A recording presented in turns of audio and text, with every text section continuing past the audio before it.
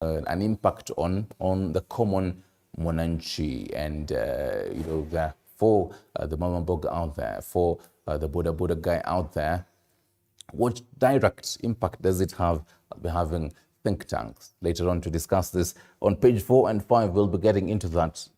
This particular number here, 16%. This is the value-added tax, VAT on fuel, which is currently at 8%, but state is seeking to double it.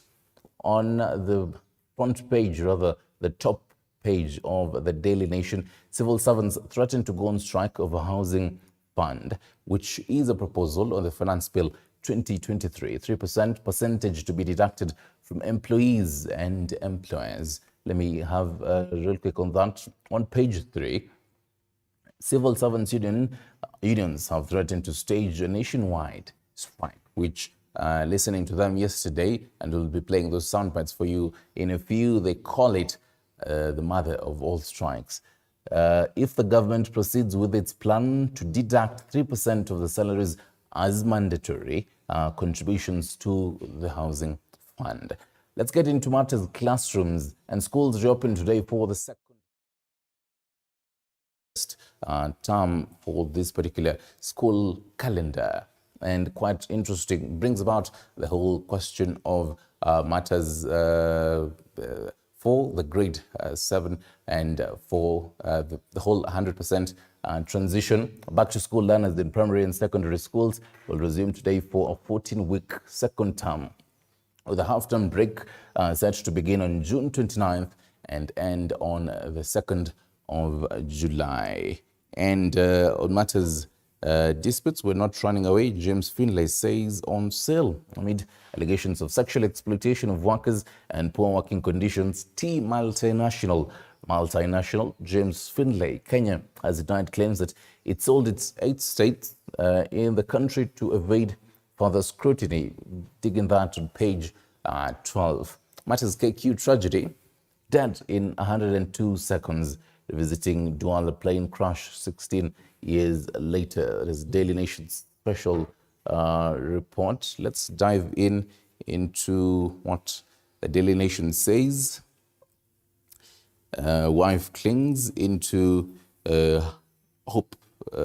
Wife clings onto hope after husband's disappearance. So someone who was working as a tout in Embakasi has been missing for a month. Ms. Ngori says she has combed the neighborhood without luck. Quite sad there. And civil servants vote to stage strike amid 3% housing tax roll. Let's dive into this for a bit because it will form the conversation this particular morning. They say the taxes proposed in the Finance Bill 2023 will further shrink payslips for employees who already are struggling with the high cost of living. So this is a quote right here by David Bimji. We are telling the government to stop raiding our payslips. It can only be pushed back with the strongest labor strike ever seen. So 8 unions representing civil servants have accused the government of failing to consult them. And moving on, Ruto bid to return Uhuru's maligned tax on fuel sparks row in Parliament. So yesterday, Matatu owners warned commuters fare hikes will be inevitable if the higher taxes are imposed. Right, quite interesting matters there. Let's focus on something else here. And lawmakers want a special fund for invigilators and exam makers, rather markers. So you do have that, even as we do expect for the school calendar this particular year for the exams to actually begin and the preparations. Quite an interesting read here. Lawmakers want a special fund for invigilators and exam markers. Let's dive into the Standard this morning and see what is happening. Civil servants defy order on new taxes. Still on matters taxes, public service employees say the proposed tax measures will eat up to 52% of their pay, which they claim is over-taxation, and called on MPs to reject the finance bill. The story is extensive on page 4. So Charles Mukami Kimathi, who's the KUSU secretary, says the finance bill, if passed, will see a total deduction of 52% of a worker's monthly earnings, leaving only 48% subjected to 16% VAT for every purchase of goods and services. A lot of percentages and numbers, we'll be crunching them for you this morning. And what do they mean for you as a Kenyan? On the top page of the Standard, victims of Saudi abuse in court for compensation, on page 10 and 11. And matters business, tender wars threaten Dongo Kundu project. And internationally, 8 killed in Texas mall. On the edge of the Standard, in matters Kilifi and in coastal, the religious extremism to also form the backbone of our conversation this morning. Ezekiel back in church to jubilation. Page 6, preacher welcomed with song and dance despite police attempt to bar followers from church days after he was arrested. Another interesting bit here, matters planet. Eat less meat to cut global warming. On page 24, for us meat lovers, that is a different conversation that we really need to have deeply. Cutting back on matters meat. Something interesting here that Standard reports on page 3. How Dedan Kimathi's, let me just have that for you. How Dedan Kimathi's 4 children were nearly flown to India for good. So it says that the widow had taken her children to Danand, thinking it was a boarding, only to learn later it was an orphanage. During one visit, Mukami learned that her children had been provided with passports. In 1966, Mukami Kimathi, the widow of freedom fighter Dedan Kimathi, nearly lost her 4 children to some schemers from India. Right, you can dig into that and just learn life and times of freedom fighter Mukami Kimathi. And in matters, we'll be taking a look at matters, the civil servants and all that. There's this particular story here to take you through. Kindiki bans politicians from Shakahola village yesterday. Quite particular, stamping his authority, Professor Kithure Kindiki, Interior Cabinet Secretary, to ban politicians from Shakahola on the scene of mass deaths attributed to a cult. And, quote, he was saying, we are focused on protecting the lives of Kenyans and will prosecute anyone found culpable of the murder at Shakahola. And he went on to say that he doesn't really care which particular political divide you come from, just doesn't want you there. And we'll be diving into how, the whole purpose of Azimio leader Raila Odinga actually being there, and should we even be seeing political leaders there. People Daily reports on matters the taxes, fuel prices to jump by 12 shillings per litre in budget plan. That depends on how you're going to take it, this particular story, but it is on page 15. Matters fuel prices jumping by 12 shillings per litre. That's according to the budget plan, the finance bill 2023. Let's get into matters classrooms and safety warning as schools open. Second term is on. Education Cabinet Secretary puts head teachers on notice of the quality of food and well-being of students, including reminding them that corporal punishment is outlawed after cases were reported in first term. This is story on page 8.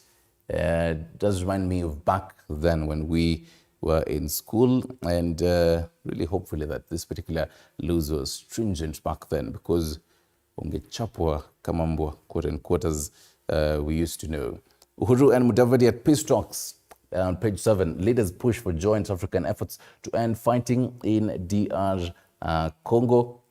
On the bottom of the People Daily, they say Gachagua Raila paid tribute to Kimathi widow. The Deputy President Rigathi Gachagua had signed the condolences book, at Dedan Kimathi's widow, Mukami. Yesterday, President William Ruto will be among mourners during Saturday's funeral service. And obviously, stick around right here to number 1 home of untold stories as we give you this particular coverage. And as Leader Raila Odinga yesterday, actually attending this particular being with the late, paying tribute actually to the late Mukami Kimathi. He criticized Gachagua for saying that the Kenyatta family should donate some land to settle Mau Mau freedom fighters.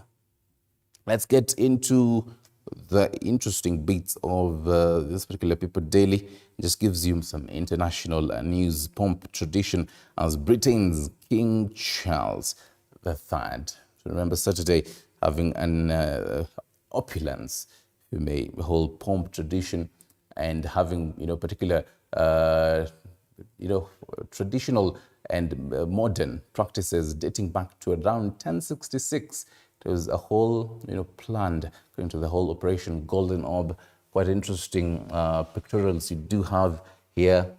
King Charles III and Queen Camilla, Queen Consort, being crowned. Let's get back into matters local. It states it is duty to settle Mau Mau, Raila tells DP. Away from that, let's get into matters. The House Bill seeks to regulate referrals to local foreign hospitals.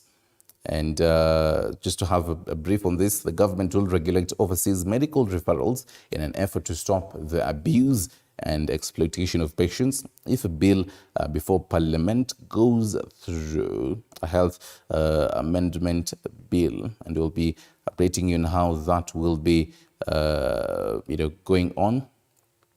So defiant Ezekiel ignores state ban to hold service. Police officers banning church premises were overwhelmed by a huge crowd and left that particular venue. Right. And we'll be getting into seeing actually how this particular event happened later on. Right. I believe we can have now getting into the matters of the day's stories. And I believe we can start with the first story on matters. Ezekiel's actually his residence. Yes. All right. Let's take a short break. We'll be right back.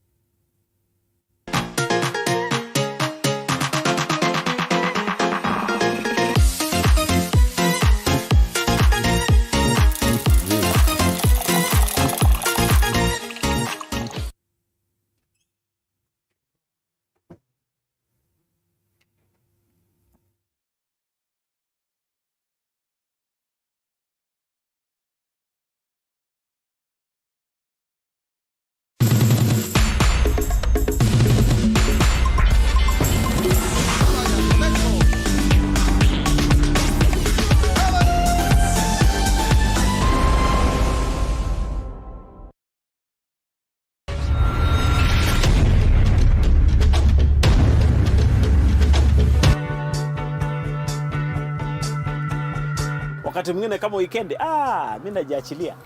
Hata ukumbuki hii story. Nikifika watu wangu wakinipokea na kupokeleka. Umeset the mood. Nimeset the mood, naweza kupokeleka. Nikitumai kwamba mzima popote pale ulipo, nikikukaribisha katika kipindi Mfahamu Kiongozi. Jina langu Elizabeth Mutuku. Katika kipindi Mfahamu Kiongozi tunakupa nafasi kutangamana nao kila siku ya Alhamisi kuanzia saa 1:30 kuendelea. Siku nyingine tutapatana papa hapa umjue kiongozi mwingine. Jiunge nasi toka hapa hadi ufuoni mwa bahari. Meli yetu itakapotua nanga kwa uhondo ribo ya riwaya hii mwisho wa kosa. Monica.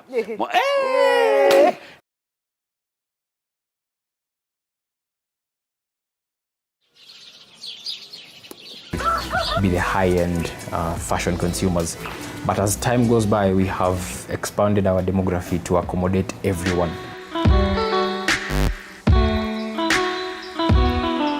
The Grind, Mondays, 6:30 p.m.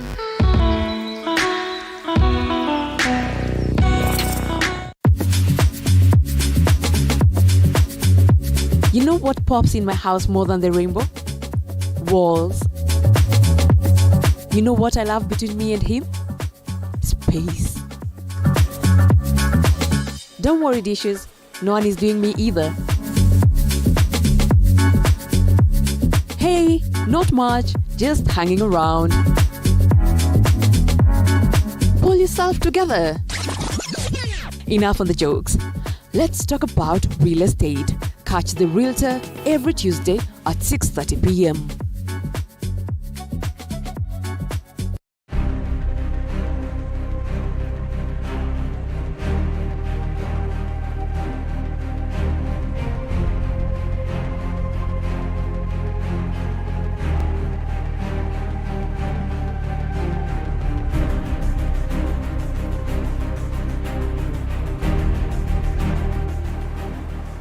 Your health is not just about going to the hospital.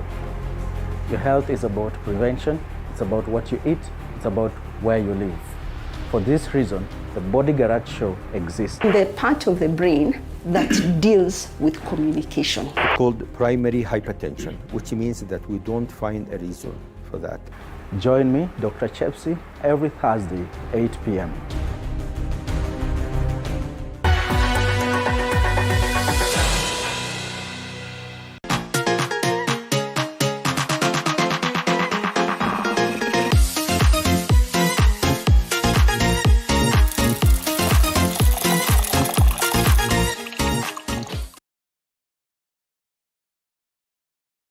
After 30 years of struggling to access medical care by traveling over 8 kilometers, residents of Karurumo village in Kanyenya, Ini ward of Murang'a County can now access medical services at their doorstep. The launch of the first ever dispensary in the area, fully furnished with a laboratory and patient wards, was spearheaded by Murang'a County Governor Irungu Kang'ata. Take a look. The launch of the fully equipped health facility in Karurumo has brought immeasurable joy to the residents who have struggled for years to access medical care. The commissioning of the health facility means that the residents no longer have to travel long distances to seek medical attention. Tulikuwa na shida sana ya kuenda mbali kutafuta matibabu. Ile hospitali iko karibu inaitwa Kanyenya Health Center, iko kilomita 8. Na sasa tumepata hospitali ambayo ina manufaa sana kwa sababu tulikuwa tunapoteza masaa mingi ya kufanya kazi. Badala ya kufanya kazi mtu anaenda kutafuta dawa bali. Poteza masaa ya muhimu sana ambayo tunastahili kuwa tunajenga taifa. Wote watapata matibabu hapa hospitali hii. Kwa hivyo imeinua hii kijiji kwa njia kubwa sana. Leaders who attended the launch of the project with Governor Irungu Kang'ata in Karurumo have urged the residents to utilize the services offered by the newly established health facility. Additionally, they have pledged to improve other medical facilities in the region, ensuring that the locals receive quality health care. Since now we have a facility that even has a laboratory and qualified personnel, I would advise the residents to be coming frequently to be checked. I have a Goine dispensary, which is also half redone. And I also have some other facilities that needs to be checked and to be renovated. I'm working on them. The construction of the Karurumo health facility, which had been underway for over 30 years, faced numerous setbacks that led to its stalling at different stages.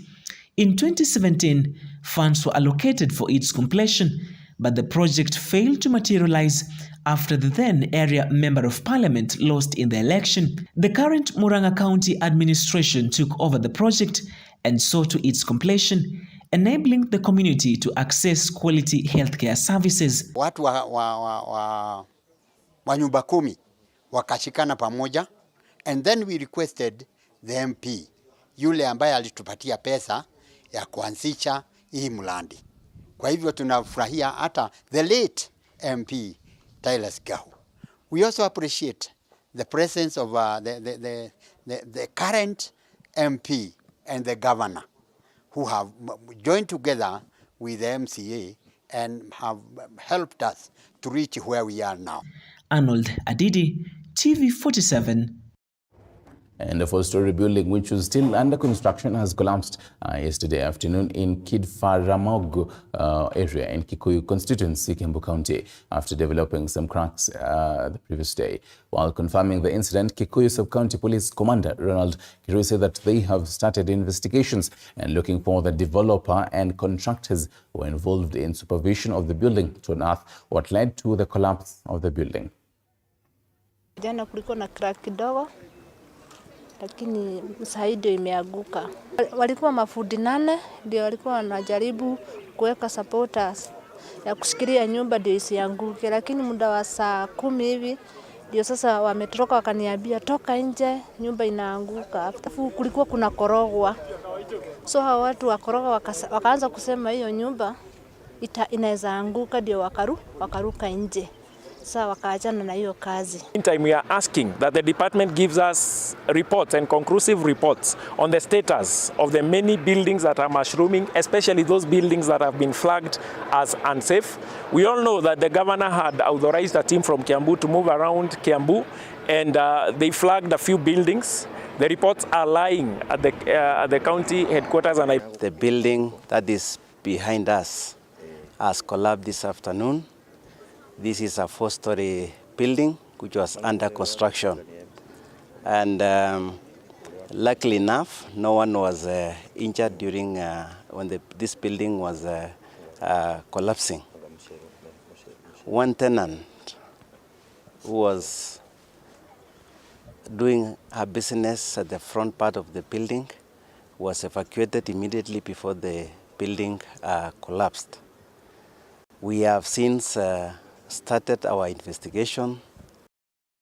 To matters of insecurity, residents of Marigat, Sendai, Koriema and Baringo South in Baringo County have lamented over insecurity in the areas following the rampant rise of theft cases conducted by a gang of thieves who steal from them wielding crude weapons and guns. Reports indicate that the gang that is terrorizing the area residents had so far raided 7 shops and several petrol stations as it shoots in the air to scare its victims for taking off with the money that they have stolen. The gang is said to have recently raided a supermarket at Sendai town and stole 70,000 Kenyan shillings, a situation that has forced business owners in the area to close shop early to avoid falling victims as the economy in the area dwindles. Speaking to the press after the theft in Sendai, Mochungoi Ward Representative Kipruto Kimosop castigated security officers in the area for lacking urgency in the matter and failing to act on the cases, as he stated that a single suspect is yet to be arrested.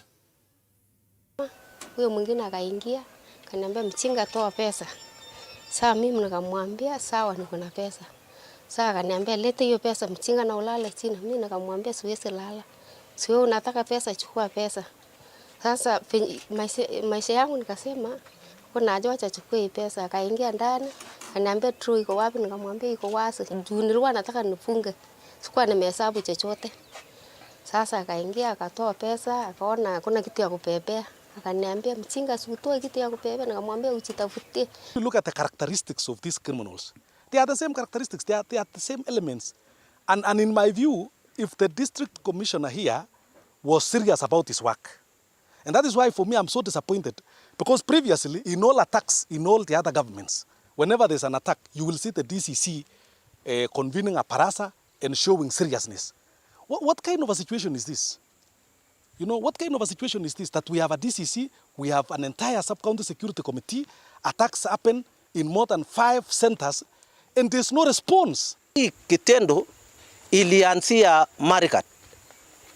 Hawa wakora wakaingia kwa supermarket naitwa Marmarti, na kutoka hapo wakaenda tena Koriema, wakaenda Iba Koriema. Hii miezi tu, hii mwezi ngine hii. Sasa wakaingia Koriema, wakaiba, wakakuja hapo junction, wakaingia tena duka ngine.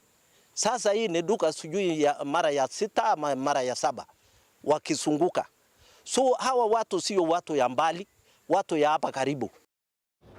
And meanwhile, Agriculture and Livestock Cabinet Secretary Mithika Linturi has asked Kenyans to be more vigilant on the meat they consume to ensure they meet international standards. Speaking during the launch of Market Expo at the Speaking during the launch of Market Expo at the Kenyatta International Convention Center in Nairobi, the CS said it was important for the country to safeguard the Market Expo in order to retain its market standards. Former West Pokot Governor Professor John Lonyangapuo urged livestock farmers to do a mass vaccination every year in a bid to improve production and quality of meat.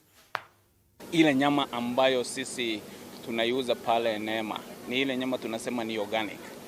Unlike what is happening in the world today, ya kwamba nyama inayoliwa sana katika ulimwengu tunajua ya kwamba imejaa hizi zinaitwa GMOs. Na kwa Neema wanyama wetu ambao tunachinja na ambao tunauza kwenye soko la hapa nchini na hata soko la export ni wanyama ambao wamekuwa organically fed. Ni vizuri kujua mahali nyama yako, nyama ambayo unaila inatoka wapi, imeundwa na nani, imekuwa handle na nani. Ninataka niwahimize ufanye kazi kabisa na kaunti yangu. Na wanyama West Pokot we wanafanya mass vaccination every year, so very minimal diseases. Hiyo take tukiweza kutoa foot and mouth, tukitoa hiyo takataka yote ambayo inasumbua mbuzi, let me tell you, hamtakosa kufanya biashara vizuri.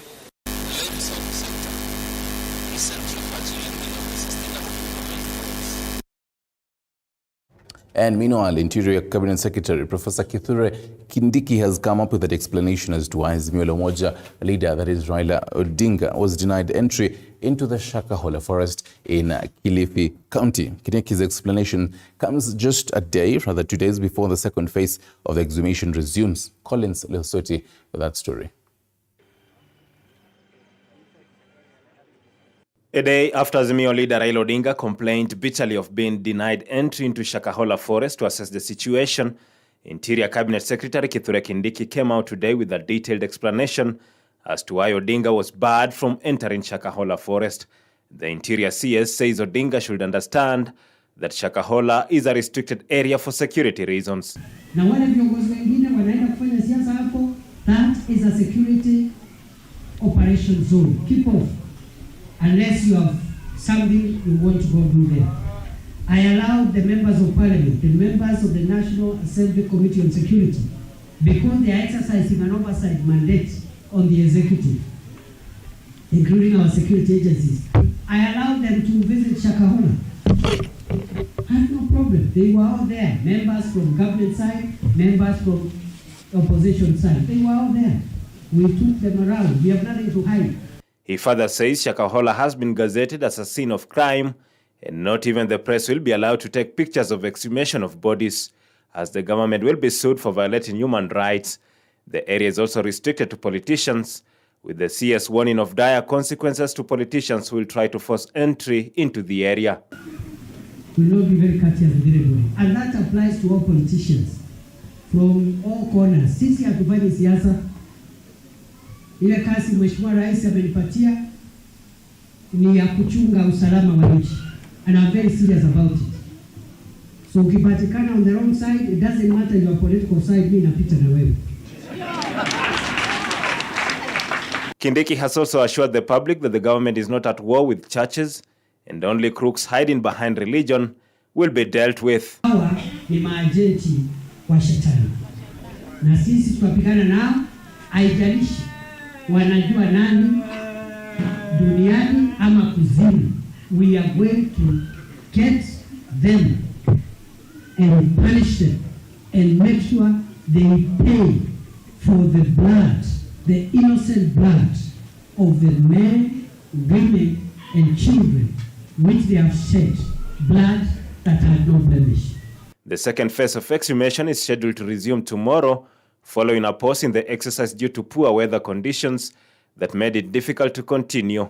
However, this time there will be no media present to monitor the exercise. Already post-mortem results contacted on victims have shown that some of the victims may have been strangled to death. Collins Lusweti, TV 47. Despite a government closure order, scores of followers of controversial pastor Ezekiel stormed the New Life Prayer Center and Church, forcing a battalion of police officers who had been stationed there to allow all church activities.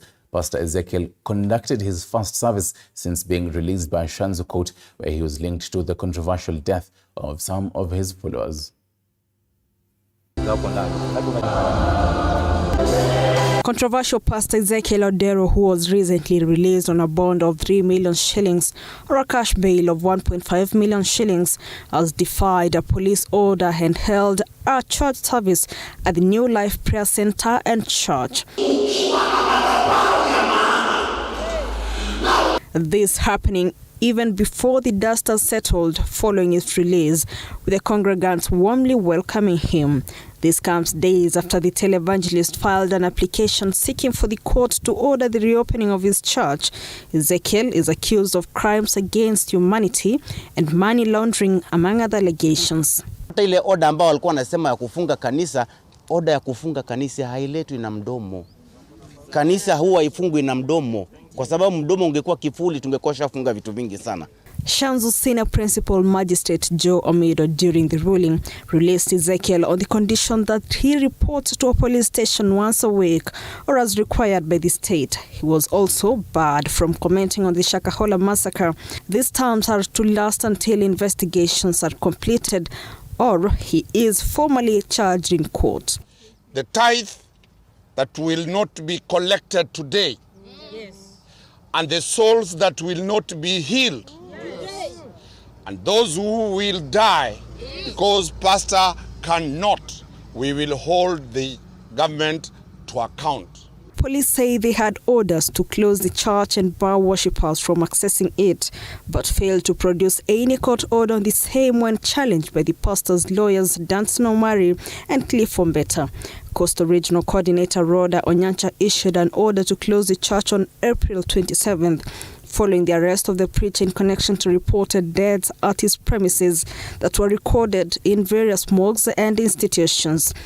They don't have any written notice, either from the area sub-chief, either from the area chief, either from the OCS, either from the OSPD, or county commissioner, or the inspector general, or the minister for interior, or any court of law in this country.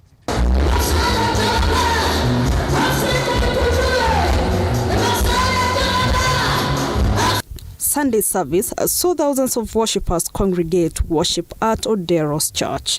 Flora Limuki, TV 47. Now, the public service sector trade unions have asked Parliament to reject the proposed amendments in the Finance Bill 2023. The unions are concerned that the government did not consult them on any of the proposed levies, hence calling it a violation of the Constitution and relevant enabling legislations. And as Mike Kagongo reports, the workers' representatives have now threatened to consider industrial action and other measures provided in the law if the bill is passed. The public service sector trade union's attention has been drawn to the proposed Finance Bill of 2023 and what they term as continued raiding of public servants' pay slips by the government. Kenyans are staring to a higher tax bill in the next financial year if the Finance Bill of 2023 tabled in the Parliament is passed. The bill proposes the amendment of the Employment Act of 2007 to require employers to contribute to the National Housing Development Fund for each of the employees. This means that employers will now have to pay 3% of the employee's monthly basic salary to the fund, and employees will also be required to contribute 3% of their monthly basic salary. Sasa tumeona serikali ambayo inasema ni hasla, imeachana sisi hasla, imeenda pande ya waajiri wetu.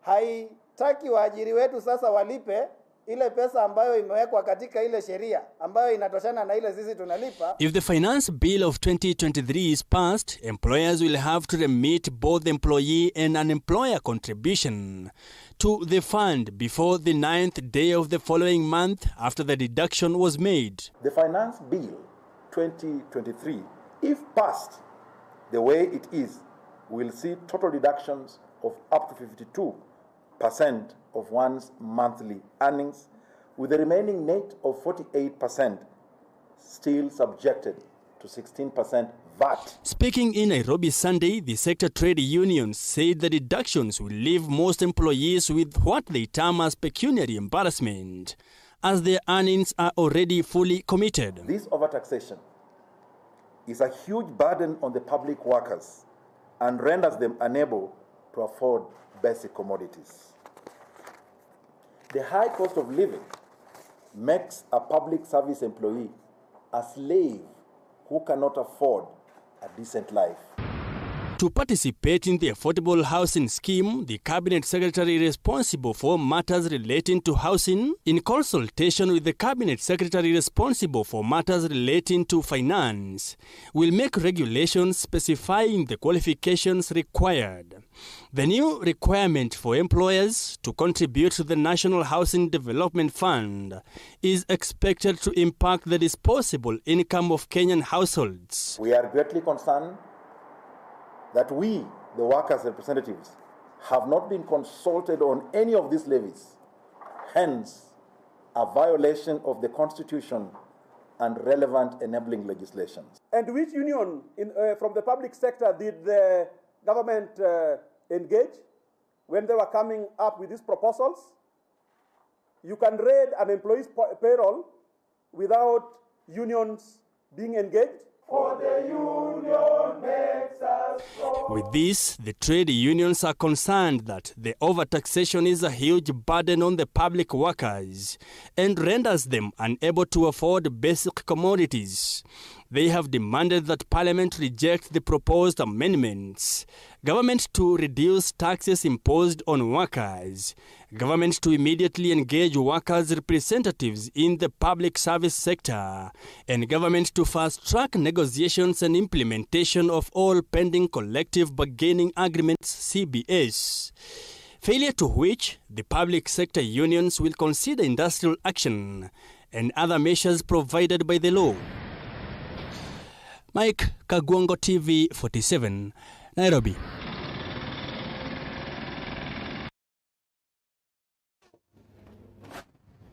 Right, and as I had told you earlier, this particular conversational form, the backbone this particular morning, and I do have the think tanks for that. Meanwhile, Azimio leader Raila Odinga wants the funeral service in honor of Mama Mukami Kimathi to be held at Uhuru Gardens, Nairobi.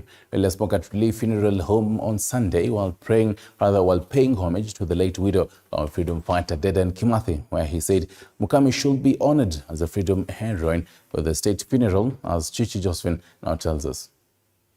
The 96-year-old Mukami Kimathi died on May 4 while receiving treatment at the Nairobi hospital, where she succumbed after developing breathing difficulties. Leo hapa tumekuja katika Relief Funeral Home kuangalia mwili wa shujaa ambaye tulikuwa naye katika vita hivyo, shujaa Mukami wa Kimathi. While confirming that he will attend the funeral service of the late Mukami Kimathi, Azimio leader Raila Odinga said Mukami should be honored as a freedom heroine with a state funeral, as he proposed that her funeral service be held at Uhuru Gardens in Nairobi. Huyu mama alichangia kwa hali na mali katika harakati ya ukombozi wa taifa letu, na baada ya kifo ya bwana yake amebaki yeye mwenyewe akiendelea kuunganisha Wakenya kwa njia tofauti. Kwa hivyo hii ni pigo kubwa sana kwa taifa letu. In a statement, Deputy President Rigathi Gachagua announced that Mukami will be buried on Saturday, May 13th, 2023 at her home in Njambini, Nyandarua County, adding that President William Ruto will lead the government in giving Mukami a befitting send-off. Mama huyu namuita kwa njia yako. Tunashukuru kwa vile umemweka watu mingi. The government has also set up a national funeral committee to plan Mukami's burial, which will be chaired by the Principal Secretary for Internal Security and National Administration, Dr. Raymond Omolo. Mau Mau veteran Mzee Githu Kahengere supported Odinga, by saying Mukami should be honored as a freedom heroine. Leo tumefurahi sana watu wa Mau Mau War Veterans Association kufahamu ya kwamba serikali ya Kenya imechukua jukumu kusaidia mazishi ya mashujaa Mukami wa Kimathi. Lakini tungependa vile vile serikali iangalie kuona ya kwamba mwili wa Kimathi ambao ulizikwa na hatujui ni mahali gani inaweza kufukuliwa kuonekana na kuzikwa pamoja na bibi wake huko Jabini, Kinago. Chichi Josephine, TV 47. Thank you for that, Chichi Josephine. Now time to get into a conversation this particular morning, extending all the way to around 8:30 a.m. as we dive into matters President William Ruto's radical tax reforms. Then we get into what is happening in Shakahola and speaking largely on the religious extremist practices. And real quick, let me introduce the guest this morning, Kamau Wakamau, political analyst. Good morning. Good morning, sir. It's been long since you and I were together in the morning. I think the last time was, I think, before, or I think after elections. It was that period, that time. Good morning, viewers, and I'm happy to see my brother here. I think the last time I saw him, it's when the announcement was done in the I think the Supreme Court. Yes. Mm-hmm. And we've been pushing on well, and I'm actually personally happy to be here and to join in the conversation of the state of our nation. And we are grateful for our viewers also. Right. Thank you. And Professor Fred Ogola, policy and governance expert, also an economist, and later on I'll be tasking you to dive into the numbers that you're seeing on particular papers here. You can see the Daily Nation matters 16%, matters the VAT, matters fuel 3%. All civil servants will be diving into that. Otherwise, how's your Monday morning? Monday morning is good, but we're waiting for the day when we shall see good news, because all that is not good news. Nothing, no good news on our dailies. I don't think have you been waking up to any good news every time? I think the biggest surprise in Kenya will be when you hear this has become better. But I'm not saying I'm pessimistic. I'm trying to say we have to live with the reality and find how we can turn the dark moments into light. I think the best good news that Kenyans are always waiting for now dailies is matters sports and athletics. Yeah, of course, those are great news, because those are the Kenyans who make us proud. And we pray that they continue being this hard spirit of fighting, so that we can always see something. At the back of the page of the newspaper, you see good news. Normally at the sports part, in the front page, you see bad news. Right. And Meshach Odede, Chairperson of the Society of Kenya. Very good morning to you. Morning. How are you? I mean, Kosalama, I don't know if you share the same sentiments of either good news or bad news on our dailies. What are you looking at dailies this morning? Thanks, brother. And maybe I would just say Kenyans probably have already become very used to bad news, Prof. There are many good news around, but again, our media does not collect those good news because they are not news. The opposite are actually news that attracts their viewers and listeners a lot. So you realize, like the sector where I come from, in the volunteer sector, there are so many good news. How volunteerism is contributing to the GDP, the sectorial reports on volunteering, like the number of volunteer hours that are given in the health sector, education sector, and ICT and other sectors, the 17 SDGs and how volunteering is supporting the achievement of that. But I would challenge media houses. Those will never make it to the news, but if they do, it will be in the passing. Then other things will take the whole hour of the news, and then Kenyans will sleep saying bad news only. Maybe that's what I would say. Definitely noted on that. And seeing really promoting volunteers out there. Kamo, let me start with you on this. And I believe even before then, the whole run up to this particular elections, they were during the whole campaigns, each side said, this and this and this on matters, taxes and all that. And as President William Ruto began his, forming his Kenya Kwanza government, he had his own, radical tax reforms, giving the taxman particular directives. What are you reading into whatever we're looking at on our dailies this particular morning? Again, we are talking about news, whether good news or bad news, and from where I sit, we need to have a conversation about this country. First is the actual fabric of its connection, and my brother here has been teaching us so many other things, among them on how to tell the truth about the states of our nation. I may be on the other side, have been on the other side, which I'm not going to state, but the viewers will tell from which side I'm operating at. Mm-hmm. There has been so many words going through the economy. Those who communicate through the government given channels, and my brother is touching on the ICT sector to just want to understand the good things, the good news about this country. But unfortunately enough, they talked too much, too early for Kenyans to expect, but they didn't get anything. As far as now you can see from the daily, as per the news, the civil servants are up on their arms because their money is being taken. And when you read from the news, they're saying 52% of their money, which used to take their kids to school, who they are using to even develop their lives, is being taken away by the government. But when the government takes what it's taking, it doesn't tell where it takes the money. The other day, we had them saying that they got into a depleted economy, which is not good news. But what they are not telling us is that one who didn't have a car has 20 cars on himself or herself. One who didn't have a big office has a big office and money to use. But the common mwananchi is the one who is crying every day. So I would say we need to have an honest and candid conversation about our country, because we don't have any other. And not because I support or don't support, because if this ship goes down, it's going to go down with all of us.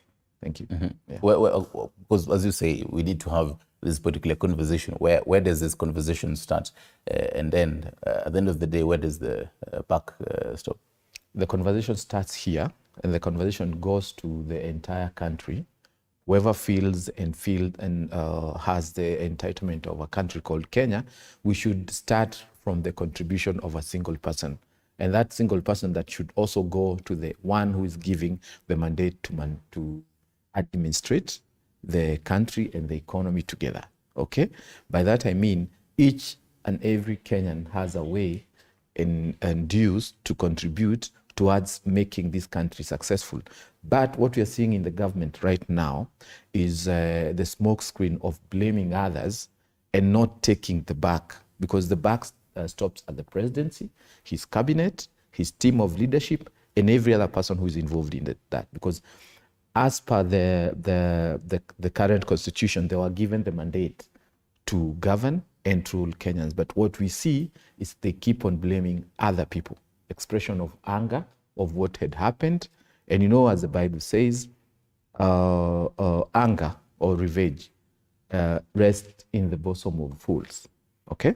So we need to see government at work. I think the buck stops at the government. Right. Well said. And that will actually form the opener of this particular conversation. Before I engage you, Prof. Ogola, allow me to take a short break. We'll be right back to crunch these particular numbers and what they really mean to the common mwananchi as they listen into us this particular morning, when they hear about matters 35%, matters 52% to the whole taxes for the civil servants, to be deducted. 3% finance bill proposes a 3% deduction salaries towards the National Housing Development Fund. What does this really mean to the common mwananchi? You can always talk to us. About 2047 is our SMS number, and our Twitter and Facebook pages below your screens this particular morning, and at Nyarungita_. We'll be right back.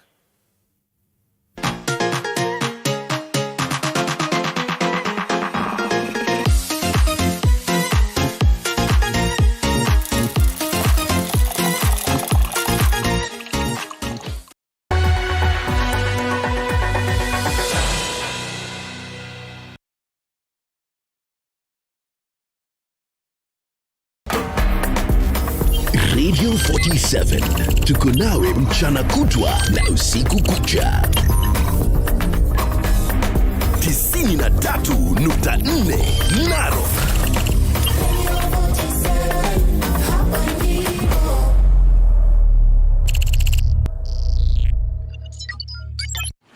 The CA Broadcaster Awards 2023 is here, where we celebrate excellence in Kenyan broadcasting. TV47 needs your vote. To vote for TV47 as your favorite free-to-air station, SMS the word Kuza to 15601. A question will pop up on your phone screen. Answer the question and press send. Remember, this SMS is free of charge. Voting will close on the 28th of May 2023. Thank you for voting for TV47.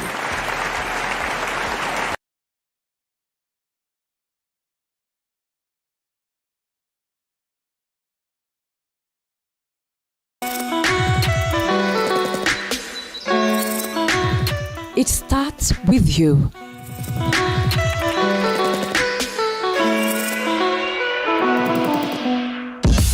The idea? At some point we saw like the industry, it's not tapped in Kenya. Most of the times you see guys looking for anything Western. So we decided like, why not? The name.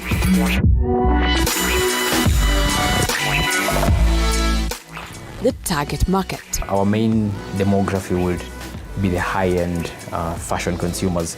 But as time goes by, we have expanded our demography to accommodate everyone.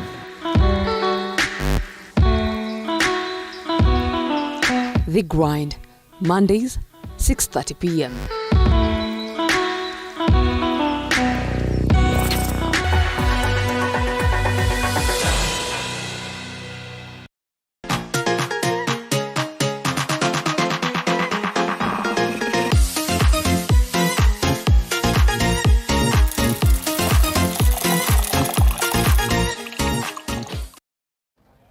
Right, welcome back. This is Morning Cafe. We're having this particular conversation on President William Ruto's radical tax reforms and how it is really affecting the common mwananchi. Prof. Ogola, now time to crunch these particular numbers on the page 4 of the Standard. 52%, this is the civil servants, say they will be deducted from the pay, leaving them with a 42% that will still attract taxation in the form of VAT when they buy goods and services. 3%. Finance Bill proposes a 3% deduction. Salaries to go towards the National Housing Development Fund, to which the employer will make an equal distribution. And 35%. Bill 6 to increase the pay as you earn tax for persons earning 500,000 Kenyan shillings and above from the current 30% of gross pay to 35%. Help us understand this particular numbers and the other numbers in the Finance Bill 2023, which I do know that you have perused through. What do these numbers understand? Do they mean? Yeah, you see what's happening is that in spite of the fact that you are talking about gross salary, you see here now 52% is going into taxation. But remember, after even taxing this money, you still have to pay this tax when you buy anything. You see this, for example, VAT is gone, PYE is gone. Then you talk about those statutory deductions. You're remaining with 48% of your salary, meaning that the government is taking 50% of your salary.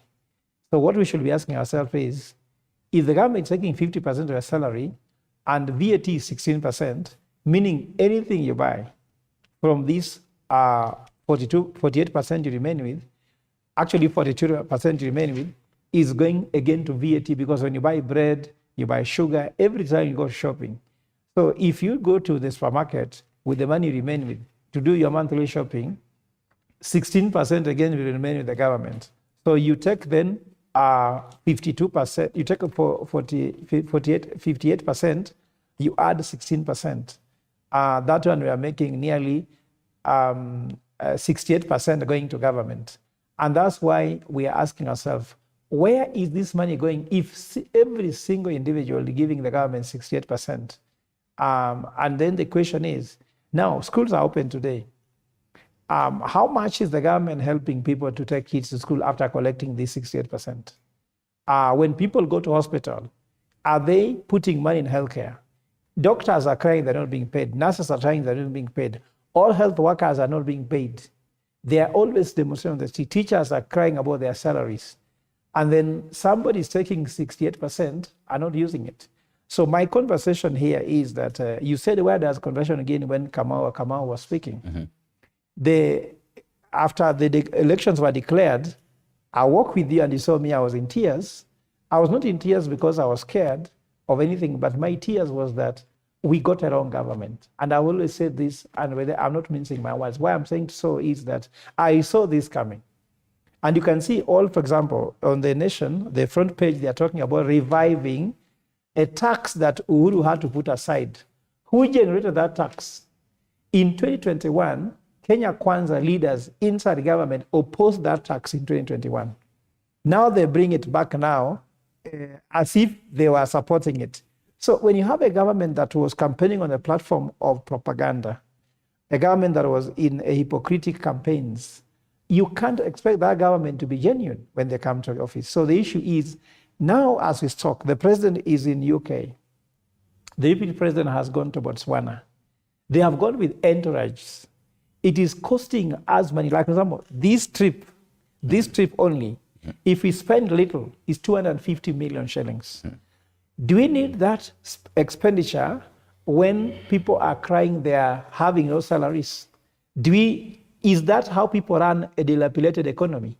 If the economy is actually depleted, we should see the actions of government portraying that. If you look at the appointments which have been made in offices, we have more appointments ever. It's a heavy government. If you look at how much money is being spent on campaigns, in travels, and Thanksgiving every day, every weekend, is so much money. So the question is that the priority? So my main thing here is that Kenyans need to sit down. That's why I made a press conference when I was in Mombasa, in Voi, just last Thursday. We need to have a national conversation. We need to go to Bomas, not Parliament. Because if this tax bill will pass in Parliament, because this very Parliament has failed in its own mandate, as we are concerned, Azimio was supposed to have more MPs in Parliament. Moses Wetangula passed and said Azimio is not a political party in Parliament, therefore they have no MPs. And that was how, again, we ended up with Kenya Kwanza controlling Parliament. And Parliament has already been rubber stamping anything that is passing there. And truth be said, since the campaign for 2022 began, not even 2022, they ran up to the 2022, there were a lot of campaigns that the issues, economic stories, the economy was at the center. We saw William Ruto. He did a great thing by bringing the economics at the center of the discussion. But we didn't have members of parliament who understand the economics. When they passed the finance bill, do they know the implication of Wanjiku? Do they know that going to school will be harder for kids today? Like Matutu people have said, if we go to school today with this kind of fuel taxes, fare will go up. Going to work will become harder. Kenyans will stop using matatu, will start walking. Mm-hmm. You see, those are the implications I'm talking about. Because if your budget line is just at the ceiling, immediately taxes go up, they drive you below the budget line. So now it's not that the government wants to collect more taxes by adding more taxes, they'll collect less because then very many Kenyans will be driven to go into the formal economy, which is not taxed. So you can see that the government won't collect more taxes. The citizens will be driven to consume goods which are substandards. Mm-hmm. Alcohol will be a substandard for them. People will go to consume illicit brews. Those illicit brews will have impact on people's long-term life. Life expectancy will go down because, in fact, their health will deteriorate. Healthcare cannot support them. So you can see every segment of the economy will receive a shock. Education will receive a shock. Healthcare will receive a shock.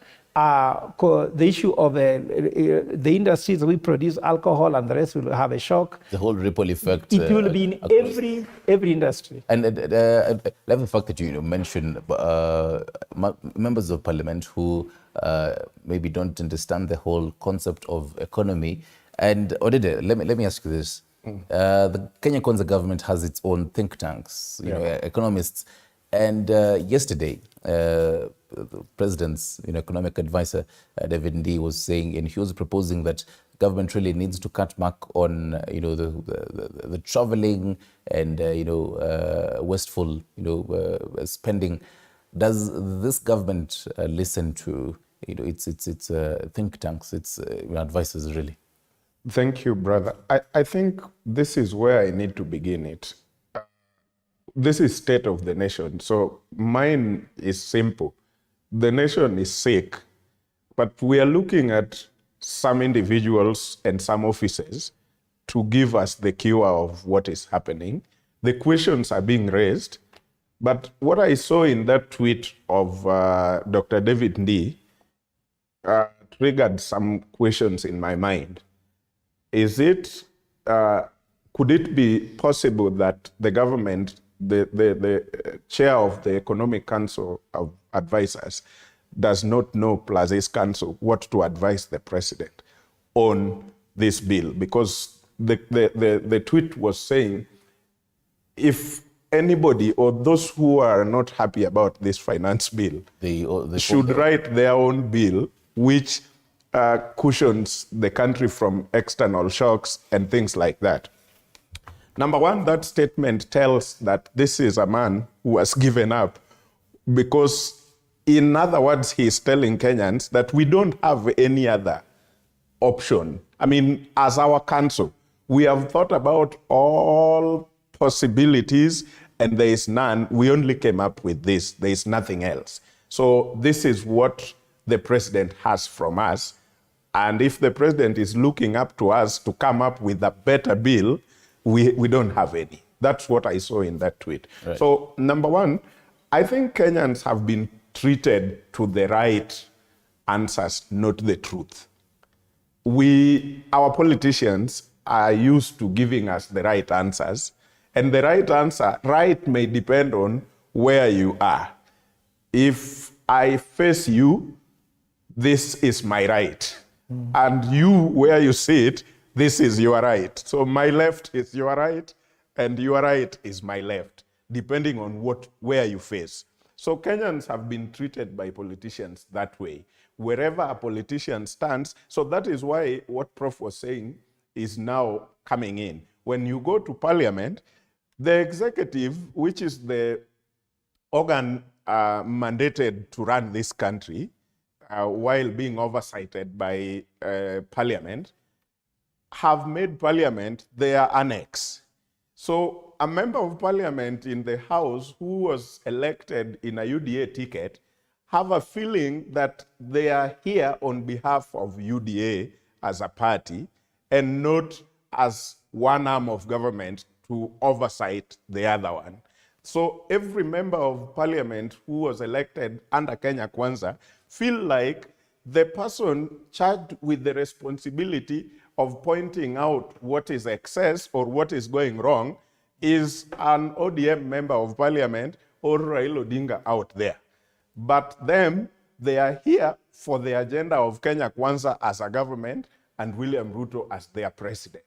This is wrong, and this is where we miss everything. So we have a finance bill right now, which Kenyans have actually pointed out of many things that are very, very dangerous in their life, of day-to-day life.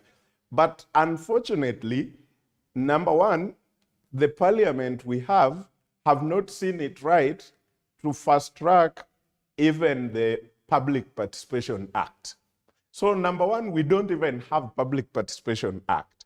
So whether we are being told all over that you have up to 20th to submit your thinking about this bill, the question is, can it go further than you submitting? But we don't have the act that guides the public participation. So if one person submits and the rest of the Kenyans do not submit, where is the law that says we didn't have quality or enough public participation? Anything is public participation. And this is very dangerous even in the county government down there, because this is one thing we see when counties are making the CIDPs, County Integrated Development Plans. They announce public participation But there's nothing guiding, so we don't have anything that says if it doesn't meet this threshold, that quality is not accepted. If it meets this threshold, that number is accepted. So anybody can participate anyhow, or they can go out there, and as long as pictures and videos will be taken that we sat down and talked about it, that's enough public participation, and we can prove it in the court of law if anybody dares to take us to court. Right. So number one, the people of Kenya have pointed out very many things in this bill, and they are not very comfortable with those, but unfortunately, we have hindrances. We have public participation, which is missing an act on it, so we don't have the threshold of what will make quality public participation. But if we move away from that and say Kenyans have actually participated, we are going into parliament where the Azimio is viewed to be the ones to see anything wrong in that bill, and Kenya Kwanza are viewed to be the ones to make sure that that bill passes. Right. And that is where it breaks the camel's back. Because if members of parliament from Kenya Kwanza, who are now recognized as the majority, are given authority by executive to ensure that that bill passes, then the minority are told you need to point out what is wrong. So what is the need of them pointing out what is wrong when the majority are here to actually see that whatever is wrong passes? Right. It doesn't make sense. So our parliament loses meaning. Legislative arm of government loses meaning.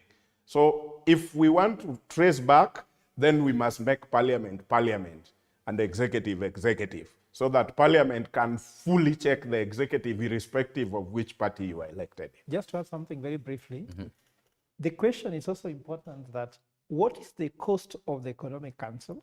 Yeah. They are being funded heavily. They have cars, 200 million shillings is being pumped into the cars. Their salaries are hefty. If the advice that they're giving is not being taken, then the question is, why are they needed? Value for money. Value for money. And then on the parliament issue, what we have to note that parliament has there's what we call three arms of government, which is the legislature. We talk about the judiciary, we talk about the executive. But the Kenya Kwanza government operates from State House, which means there's a fourth arm of government, meaning that all these three arms of government come back to report to State House, and State House give orders to them to do what State House wants. Yeah. And this is not the way to run a government. When they create the three arms of government, there's a way they were supposed to work and interact.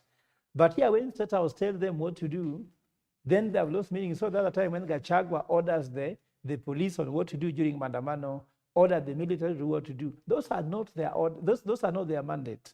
So Kenya Kwanza needs to come with the proper structure of running the government so that we can actually have accountability. Right. And but still on the same, Kama, would you agree with the gentleman? Because again, quite interesting dynamics will be playing in the parliament between the majority side and the minority side. Definitely, the Kenya Kwanza have the whole majority, and there's a possibility the Finance Bill 2023 will be passed to this particular, proposals that it has. Well, we seem to agree on a few things, mostly.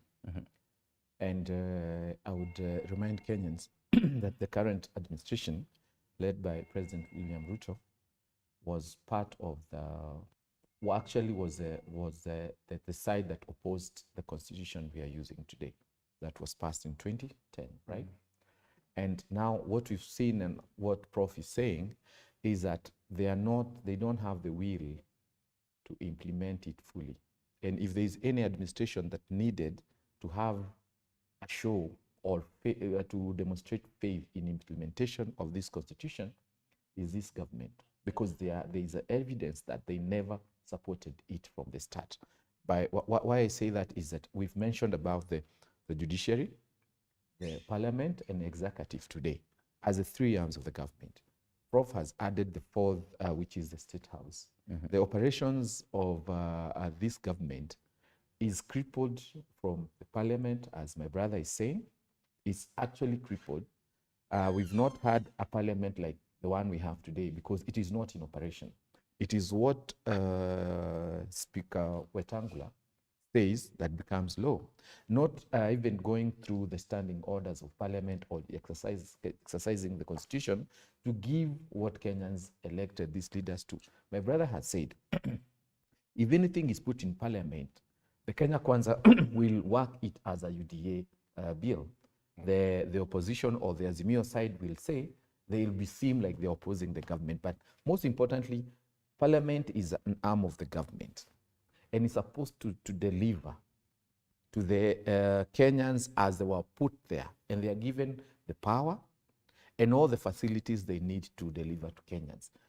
If there is a cost of living, if the cost of living is high, which does not seem to come down fast, they need to check on the bill they have to see how are we going to make sure that Kenyans do have money in their pocket, even to spend as we realize the tax base we want, so that this goes to the development. When you go to the executive, we don't have a clear roadmap on how they are going to deliver on this. My brother has mentioned Deputy President Rigathi Gachagua. All they do and they practice to do is to demonize anyone who seems not to talk the language. When you go to the executive, and I'll give an example of CS Moses Kuria, his words that comes from his mouth, and him being in the cabinet, it is not something that any economy would want to listen to. So when you go to the other side of the mandated function of the government in the offices, we've not really seen demonstration of this function or this arm of the government to deliver. What we are seeing today is that civil servants who are the catalyst in getting the service to the common mwananchi, they say they want to go on strike. Why?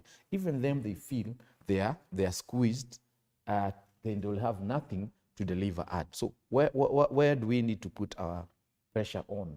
We need the president, who is the head of the state, to look at these things square on the eye and tell Kenyans, this is what I said, this is what I'm doing, because this government mostly lacks the channel of communication, because they are not they are communicating, but they are communicating negative energy to Kenyans. Right. Because Kenyans don't really believe that this government has settled to work.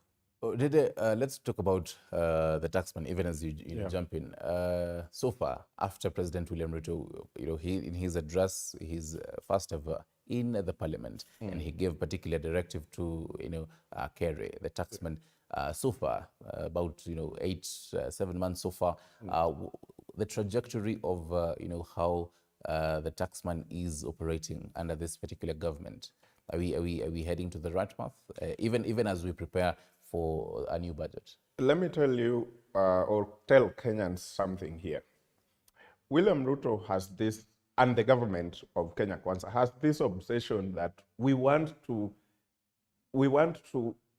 generate our own taxes, and they are not working on how do we get the people to have that money to actually generate the taxes. So all they do is this obsession that we don't want this economy which we borrow money from other countries. We want to generate our own taxes. So he wants to run everything from generating our own taxes. The question, or the right question, that some of our members of parliament are not looking at Kenyans in the eye and telling Kenyans is, much as, yes, some people would think it is okay to generate our own taxes and run our country with our own resources, leave that one alone.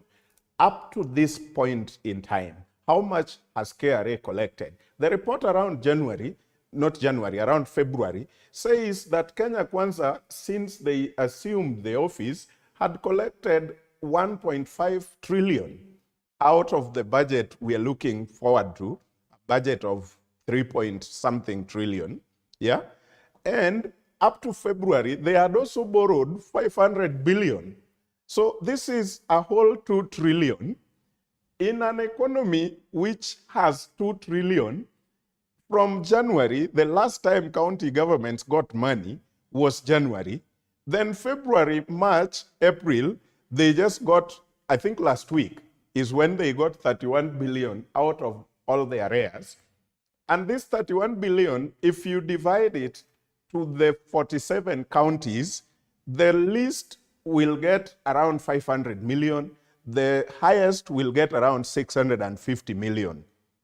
If you give county government 650 million, the highest, a county government that have not paid salaries since February and have been operating on debts, because most of these governors go to the banks, these commercial banks, and they take overdrafts, which have got very high interest, to just make sure that the county is operating. The fuel they are using for all these 3-4 months, which national government have not remitted the funds, everything they take from overdraft. And then by the time this money hits the account, those banks begins to deduct all the monies the county government owes them, plus the interest that has been accrued. Do you know, up to now, the country is treated to this whole theatrics that at least the national government have released funds to the county government. But the common mwananchi, you and me, will not see anything happening because that money is going to get back to the overdraft plus interest, pay salaries, operations. Nothing in terms of development will be in that 31 billion. So the common man is still waiting. So we'll continue waiting. Then maybe around June, they will again remit around 30 or 40 billion. It does the same thing.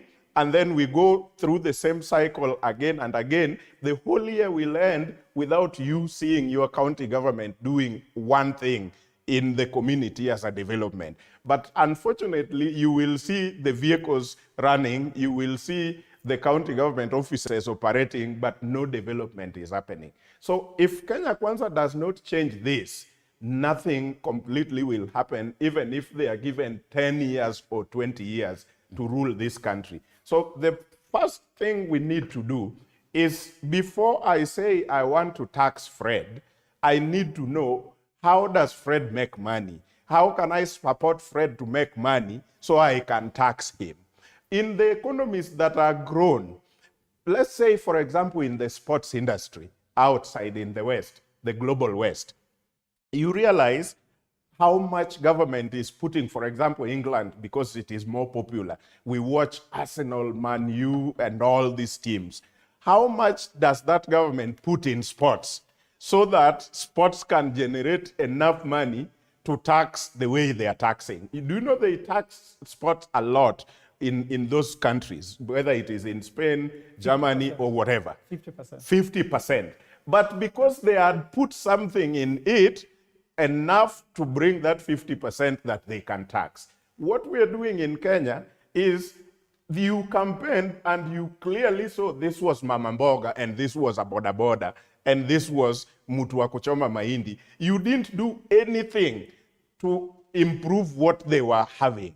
But then you get into power and you start saying, we don't want to borrow any money from anywhere. We actually want to run on our own taxes. And then you start taxing that same Mama Mboga and boda boda, thinking that you will make enough money to run the economy. Lastly, he is talking about people who are earning 500,000 and above to be taxed at around 35%.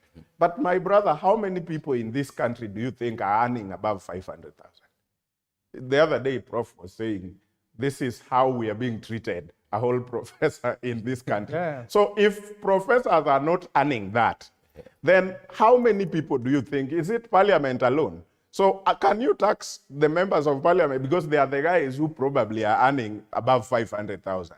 Even in the private sector, there are not very many. So you might be talking about 1,000 or 2,000 people in the country. Can you tax 2,000 people to run an economy of 50 million people? It is not possible. Definitely. I want us to stick around on the whole domestic borrowing. What's the whole effectiveness of ensuring a zero domestic borrowing in the country, Prof? Actually, the government borrows 25 billion every Thursday domestically. That is, if you go to Treasury, it's a fact, it's not me talking about it. And of course, that's my main concern. They borrow. You say every Thursday? Every Thursday. I'm not, you go to the website. How much? 25 billion every Thursday. Yeah, so 25 billion. 25 billion, yes. In fact, if you want to know how much the government makes, 25 billion every Thursday, if you multiply by 4 that's for a month, isn't it? What is that number? 100. That's 100, isn't it? Now, this government collect taxes, no matter how they are not meeting their targets, 9 billion per day.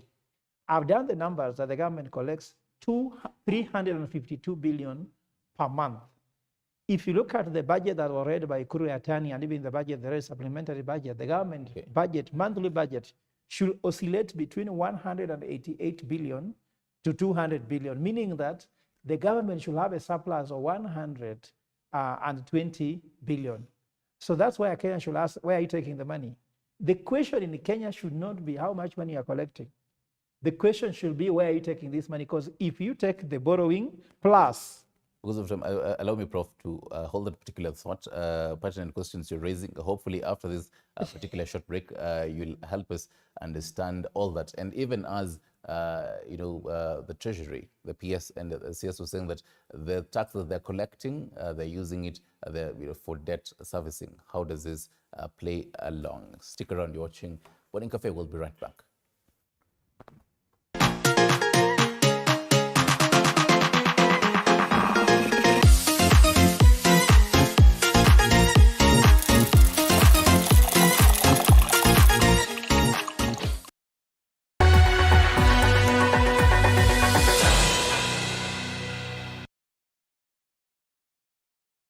My name is George Washiri Optiven, and I'm very humbled to introduce to you to Rivu Gardens Phase 2. This property is adjacent to Konza Technopolis and only 4 minutes from the highway. This is a property whereby once you purchase it, you preserve your wealth, you build your wealth, you create your investment, create wealth for your generations. Don't miss this lifetime opportunity. Call this number right now, 0790 300 300. Optiven, inspiring possibilities. 23 years of impacting communities. The CA Broadcaster Awards 2023 is here, where we celebrate excellence in Kenyan broadcasting. TV47 needs your vote. To vote for TV47 as your favorite free-to-air station, SMS the word Kuza to 15601. A question will pop up on your phone screen. Answer the question and press send. Remember, this SMS is free of charge. Voting will close on the 28th of May 2023. Thank you for voting for TV47.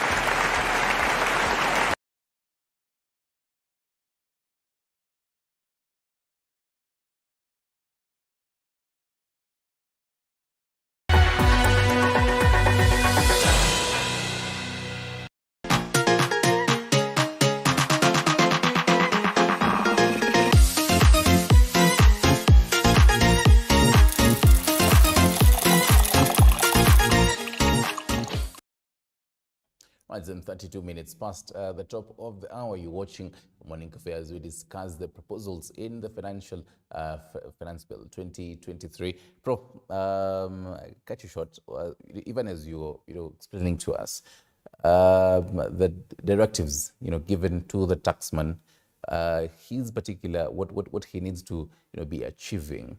But then recently, I think last month, we did see Permanent Secretary of National Treasury say that whatever we are collecting, we are using it to service the debt that we do have. Earlier on, you telling us that the National Treasury borrows about 25 is a billion? Yes, per week, every Thursday, to be specific. So how, because common man should be asking, right, you do collect tax from us, but then again you do borrow. So how does this all play along? Yeah, because let me tell you that it is a fact. If you go to the central bank website, you'll find how much money. In fact, let me explain something here to Kenyans to understand. When the government took over, Rigathi Gachagua said they found empty coffers, isn't it? I want Kenyans to realize the government does not run a savings account. If you run a savings account is where you should need to get money. The government gets money every day from KRA and they spend it right away. There is no savings account called government savings account. Which account is it? So that money, even Uhuru Kenyatta leaves government today, you don't find money in the savings account saying that's X amount of money I left. This is not a personal account whereby You save money and you keep them to cushion you. Government takes money directly and spends it, because if not, then we should be having government income from savings. There's no income from saving. Government can put money in the bonds, invest them elsewhere. The government does not keep a savings account for anybody. So the statement by Rigathi Gachagua that they found empty coffers, it is true. You cannot expect to find anything because the government doesn't save money. The government collects and the money moves. Yeah. The money is swept to different accounts where they're being used to do government projects and activities.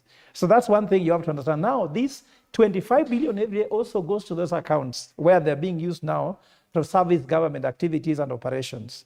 So you ask me about the issue that the government is servicing taxes. I've told you, a government has a budget. Go to the budget, it's clear how much will be paid in loans. And that is why I'm talking about that. If including that per month, there's amount allocated for servicing loans. And that is between 188 billion to 200 billion maximum, meaning that there's a surplus of 120 billion. You should go to ask the government. If I'm lying there, they take me to court, I'll give them evidence where I find my figures, isn't it? And they should tell us where they're taking money. So I can tell you, as you said, this government is not saying they're relying on their own taxes. They're also borrowing. This domestic borrowing is why entrepreneurs in Kenya are suffering. Even if you have applied for a loan, they tell you it is more lucrative to give this loan to the government than to give you. And that's why they are borrowing 25 billion every month. Ask any Kenyans who's a businessman out there like myself. Ask them how easy is it to get money from the banks. Banks find us more risky to lend money to. They find the government more suitable to lend to, and that's why we cannot spur economic growth through private sector, because the money that is supposed to be going to the private sector is going to government. Kibaki did the opposite. He killed domestic borrowing to give access of funds to entrepreneurs. Those hustlers you're talking about, don't give them hustler fund. Just stop competing with them in borrowing money. That's all. Hustler fund is useless. Hustler fund is illegal. Hustler fund is doing the economy. That's my point. The second point I have, and before you actually go to your second point, speaking about matters hustlers and the whole hustler funds, last month, President William Ruto, during the AmCham, the 6th edition, he was saying that for startup companies, they will be exempted from paying the employment benefit tax on allocated share to employers from July 1st. He also announced that the national tax policy that requires 30% equity in the country was under review in the bid to facilitate increased investment in the country. In addition, government has promised to pay verifiable tax refunds. Claims will be payable within 6 months. Should this sound like good news to startup companies? No, because see, the tax policy for Kenya is not stable. Investors invest for a long time. You can't invest today, then you remove your money tomorrow. So if tomorrow you wake up, front page, taxes, front page, another tax introduced, will you invest your money? Because you can't predict what is the next tax policy coming in. You need to have a stable. You know, these guys are sitting in New York, they're sitting in London, they're sitting in Budapest, they're sitting in Barcelona, they're sitting in Paris looking and saying, this is Africa, 54 countries. Who is having a stable tax policy where I can go and know that after 10 years I can recoup my money? Kenya is not one of them. And that's why foreign direct investment have reduced coming to this country by 30%. Uganda has increased their foreign direct investment by 70%. Tanzania has done the same. That's why the dollar is not coming to Kenya in terms of foreign direct investment, and therefore those countries that have stable foreign direct, stable tax policy receive more dollars in terms of FDI, and therefore they don't have a lot of cash crunch, the dollar, the Kenya shilling issue. So I'm telling you that the advisors to the president needs to look at these issues. These are not the issues telling us, I don't know, these taxes. That's the easiest way to collect money. But the most difficult thing is to make some painful decisions. And I'm urging the Kenyan government, there's what we call focused poverty. Let us embrace poverty for some time, then later we can grow. A good example is, my father had to sell his cows so that he does not have to live a luxurious life to take me to school. That was a focused poverty for the family when we didn't have to eat so well, but to educate people. But if this government wants, for example, Mudavadi is in Bujumbura today, isn't it? Gachagua is in Botswana. The president is in London. And the entourage is too much. David D has said there's a deliberate wastage. So if I'm talking about that money, I'm talking about the 352 billion shillings every month. That's where the money is going. And then appointing all these people in government who are not needed. The president is compromising economic decisions and making political decisions at the expense of the economy. And that's why all Kenyans are hurting. So the president has to make economic decisions like Kibaki did. Let me explain you why he has to make the decision he's making. Understand why. You know, when you are elected in office, when you have no social capital, even as a man, if you have no social capital, you have to spend money to attract ladies. So if you have no social capital as a president, you have to dish out money to people. You have to dish out positions to people to please them, to support you, so that you can become politically stable. The same David D said, the president, as much as Raila Odinga keep putting pressure on Ruto, Ruto has to spend money in political stability and ignore the economy. Those are his words. And I'm telling you the same way that if you don't have social capital at this government, look at Gachagua and Ruto. Among Kenyans, is Gachagua the most qualified, second qualified person in Kenya? You can give your answer. But we had more people who could have brought more social capital. So Gachagua, you only like him because he has money. In fact, the richest person in Kenya now is, if you look at the Kenya Kwanza government, is Ruto, followed by Gachagua. So it is money that is keeping them in office, not that they have any social goodwill. Kibaki came to this government with a serious social and political capital. He needed not to spend money on anybody, dish out position to anyone. He went straight away to address the economy. So what I'm trying to say, the Kenya Kwanza government has to prioritize on their manifesto also. I can tell you, my brother, Kenya Kwanza had a great manifesto. Look at what they proposed. At the moment, they are implementing somebody else's manifesto. I don't know who that manifesto is. PSAs was not in the manifesto. The issue of privatization of public companies was not in the manifesto. These taxes were not in the manifesto. They were supposed to empower Mama Mbonga. Where are they? Boda Boda, where are they? Mutu Akchoma Mahindi, where are they? We are looking at the point here, Sandy, if you allow me to finish, that a rich citizen makes a rich country. So what my brother said here, Meshach, was that if you empower a Kenyan to have income so that they have more money in their pocket, you'll be rich without even asking. Because when a Kenyan have money in their pocket, they are going to buy unga, they'll buy bread, they'll buy rice. When they are buying, you are getting VAT. So if you want to make a Kenyan poor and you want to become a rich country, you must actually be mad. But for me, if you want Kenyans to make this country rich, let us look for how we are making that Mama Mboga, that my mother, my grandmother who is sleeping hungry today. If they don't eat today, you collect no taxes. If they eat, you collect taxes. So to finish, I'll talk about the issue of the county funds, isn't it? Let us not blame the national government only for the issue of the counties not operating. Okay. I've done math. Makueni almost has 0 pending bills, isn't it?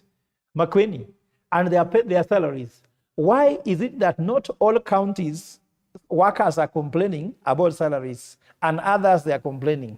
And why is it that not all counties people are complaining about paying the bills, others they are complaining? For example, go to Siaya. Everything is wrong there. James Orengo is mismanaging everything there.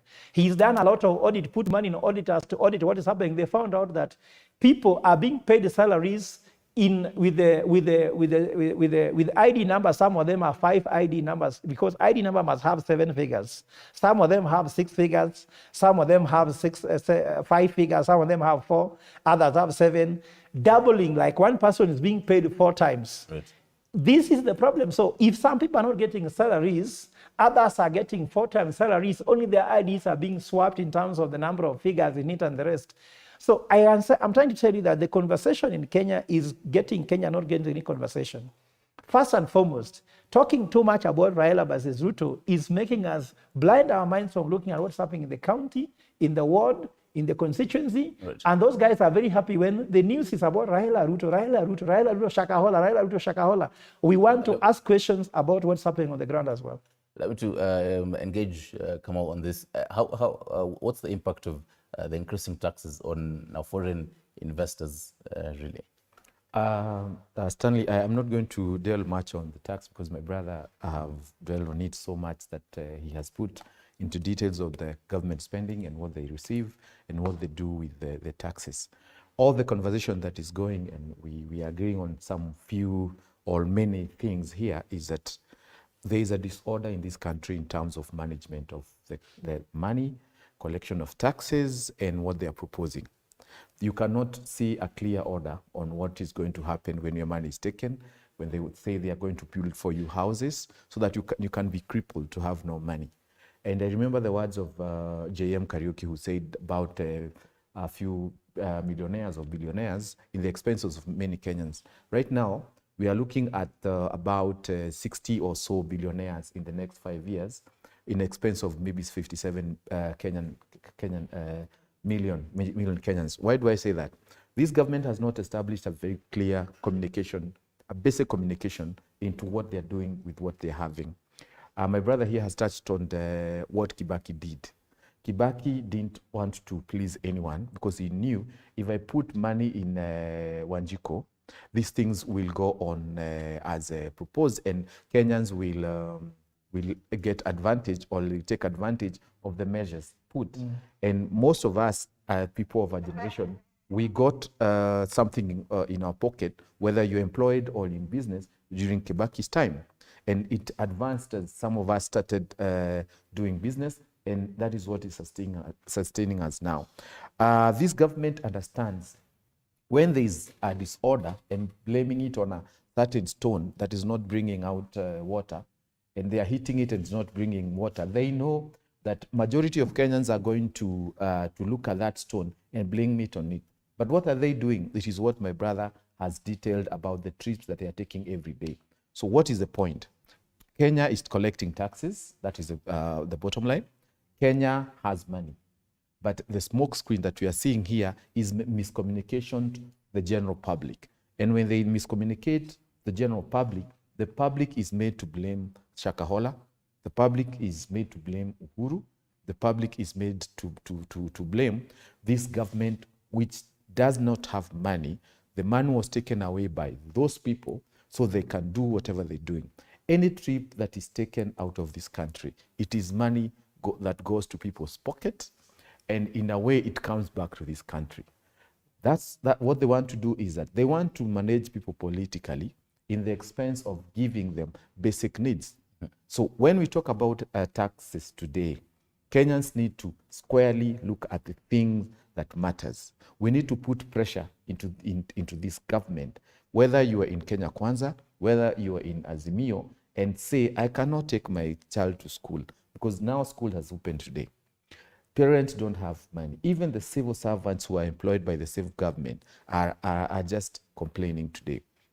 And tell Gachagua, tell Ruto, tell the administration, you're taking us around in circles and not doing the things that you told Kenyans you will do. You say that you're going to take care of Mama Mboga, mtu wa mkokoteni, this government is going to be theirs. What we saw yesterday is that Deputy President, instead of managing the issue of the freedom fighter hero, General Mukami Kimathi, in a center where there is no expense, is going to take a political rally in his home state, which takes a lot of money. They are flying all around in the expense of people who don't have food on their table. So what is the bottom line is what? Let's have this conversation and tell this government, you people are lying to us. As in the political matter and economy, they go hand in hand. David D, when you read his tweet, he doesn't care about any other Kenyan. He cares of what the government is doing. He doesn't care that whenever any Kenyan who has the need and has the will and has the hope of tomorrow, whenever you read David D's tweet, you realize that there's no hope over this country. But that guy has new cars and has new home, has new money in his pocket. What about the person who doesn't have money? What is he communicating? A friend of mine told me, when you read that what David D is telling you, that is the mentality that this government has. He doesn't care about who doesn't have food, doesn't care whether you do politics, you will get development. He's telling you, you people stop these people from doing what they are doing. Then we are going to bring development to your doorstep. You understand? But how is it going to happen? And the opposition has real concern. And the opposition are not doing that because if they get the Kenya Kwanza, will not get. It is when we put down these things and we face the real issue in our country, we are going to get the benefit. But what we see in this government, starting with David D as a chairman, and my brother touched on the advices of the president. If David D is the advisor to the president, does the president care? He doesn't care, because this guy is advising him, tax these people and have money in the pocket so that we can rule them in future. What is and speaking of matters advising, because I want to wrap up this particular conversation on matters taxes. The Kenyan listening to you this morning, even as they were hearing about the whole news of increasing taxes, it has received mixed reactions. Others against it and some for it. But then, all in all, your advice to maybe the Mamamboga, to the border, because maybe even in the 5 years to come, more taxes will be imposed on us as Kenyans, maybe. But then, so how do we again move forward? Someone who has their own business, how do they move forward despite all taxes? I think there are only two things here. There is very little to advise Mama Mboga and Boda because at the end of the day, the decision maker is government, and that is the executive. We can only tell Kenyans to get involved in the governance of their country.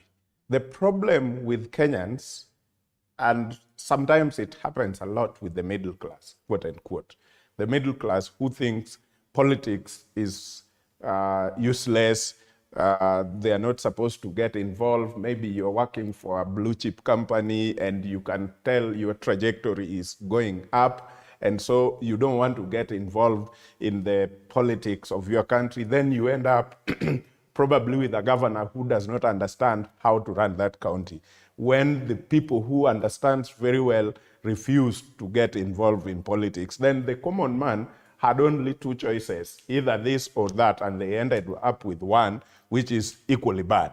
So that is one advice, that everybody needs to get involved in the governance of this country, so that when time comes to make a decision on who to give power, whether as an MCA, whether as a member of parliament, or senator, governor, and whoever, including the president, we end up with at least a quarter or half of the people, the right people in office, because we cannot get 100% right people.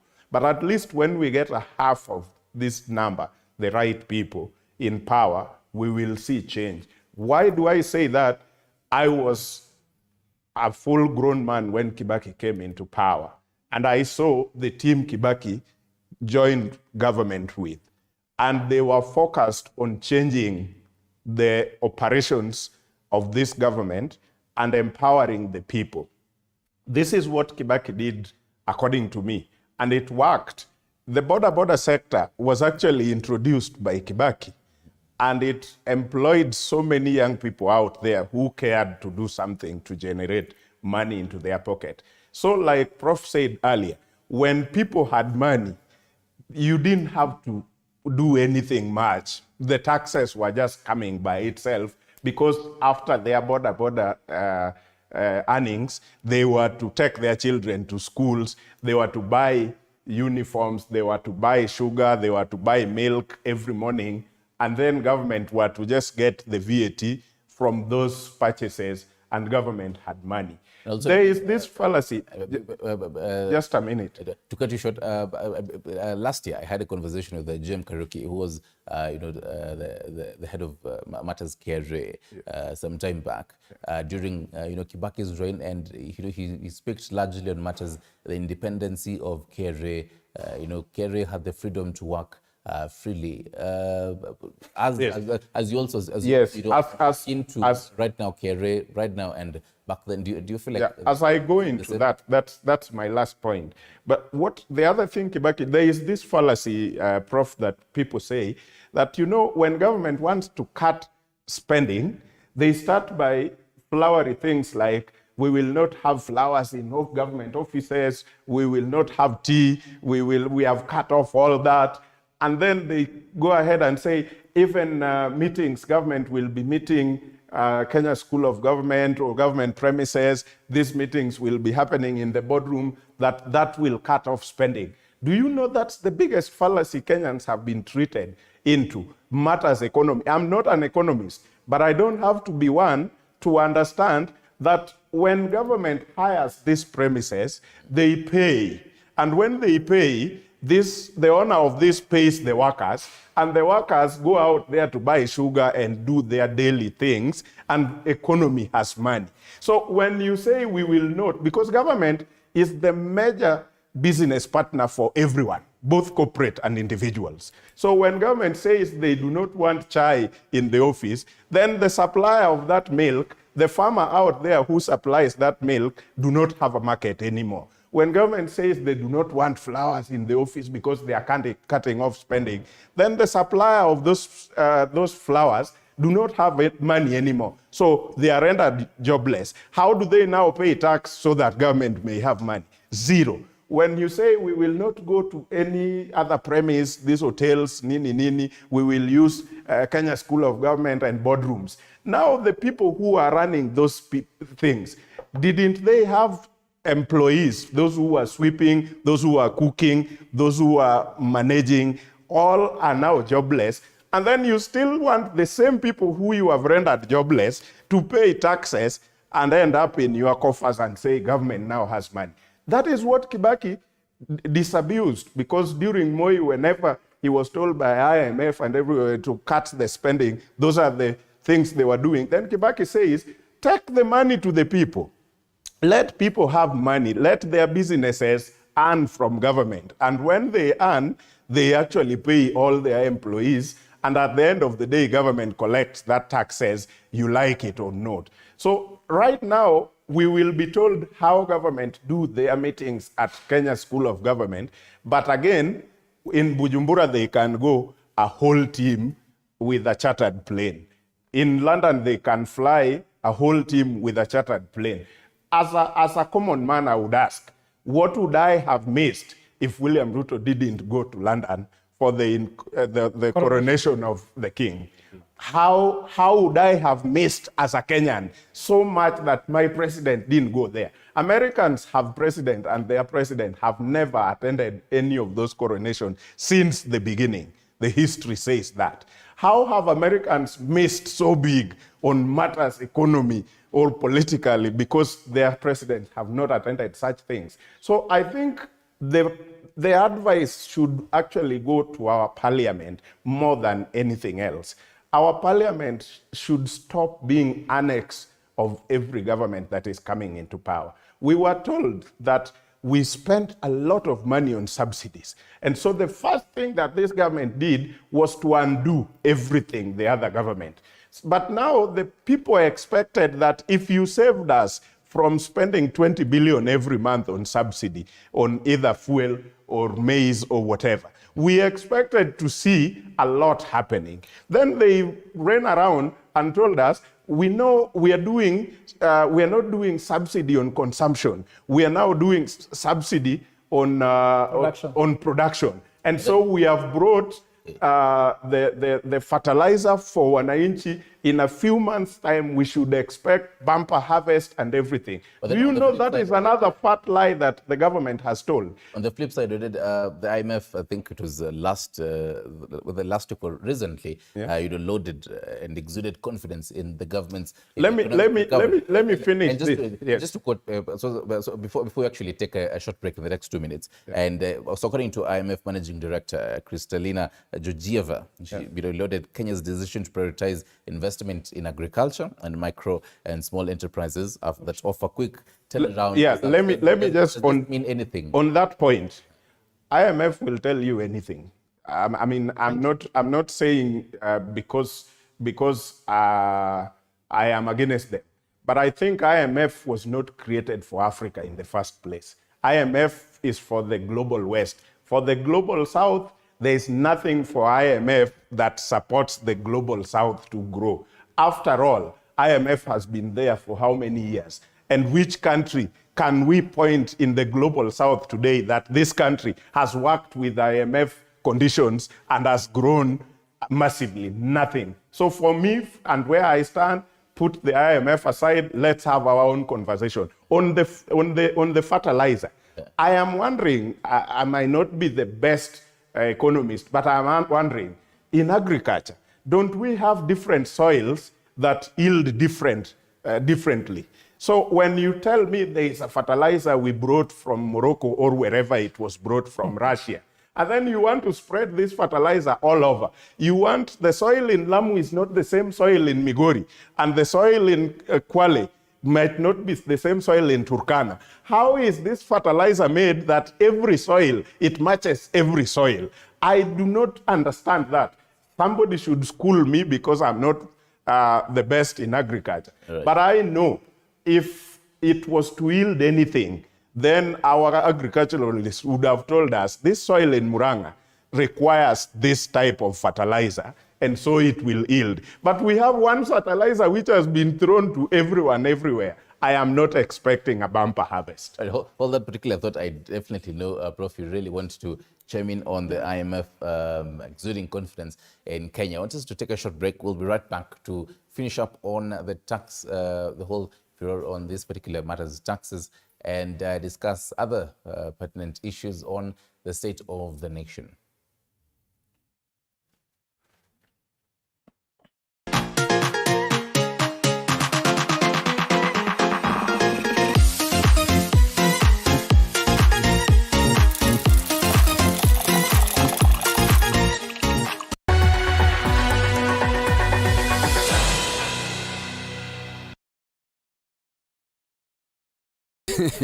But I know that meat looks tender, but maybe not so much when your chest is burning. Remember what happened the last time? Hey, dude, you don't listen, man. Are you testing yourself? I tried looking out for you, bro. Hey, you see now? How's the heartburn? Look now, it's burning. Do not hold back in any situation. Eno gets to work on the 6 symptoms of heartburn fast. What? You do know you said all of that out loud, right? If symptoms persist, seek medical advice.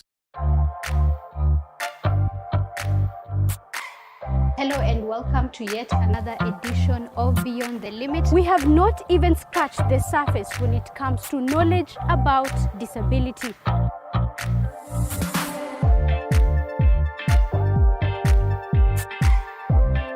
Beyond the Limit with me, Zainab Mohammed, every Saturday at 7:30 p.m.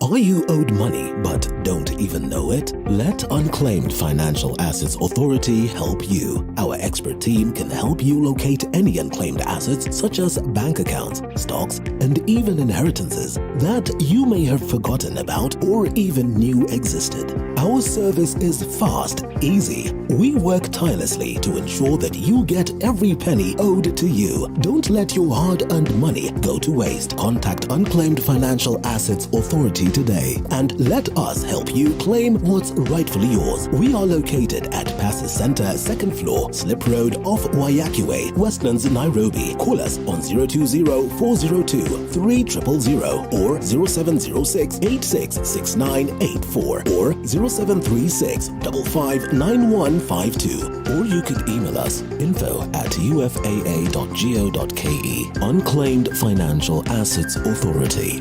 Receive, safeguard, and reunite.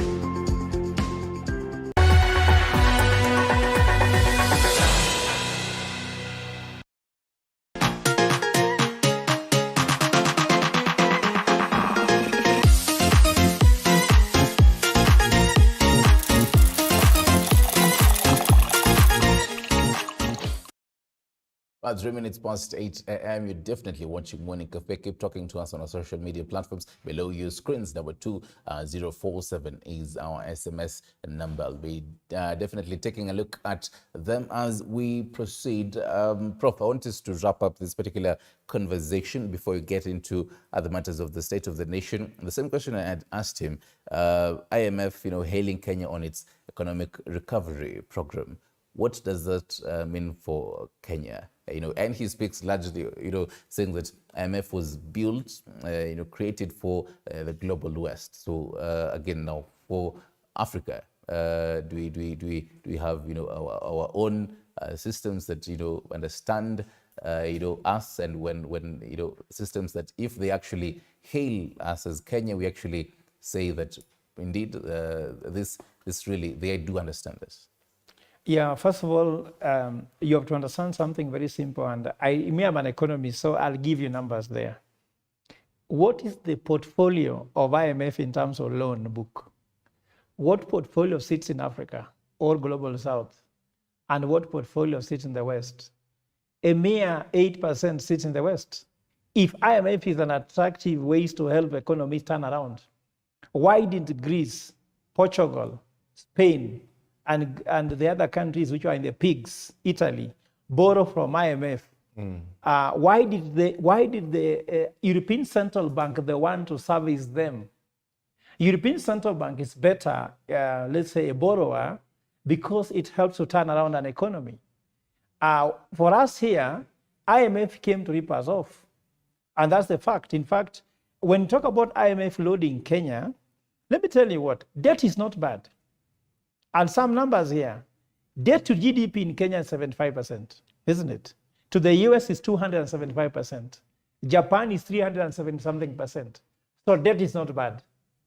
The issue is, once we borrow 25 million every Thursday, and the money we are borrowing, and take into a foreign trip in Bujumbura, in Botswana, in London, you are borrowing that money and putting into what cannot bring income, while you are stagnating the economy.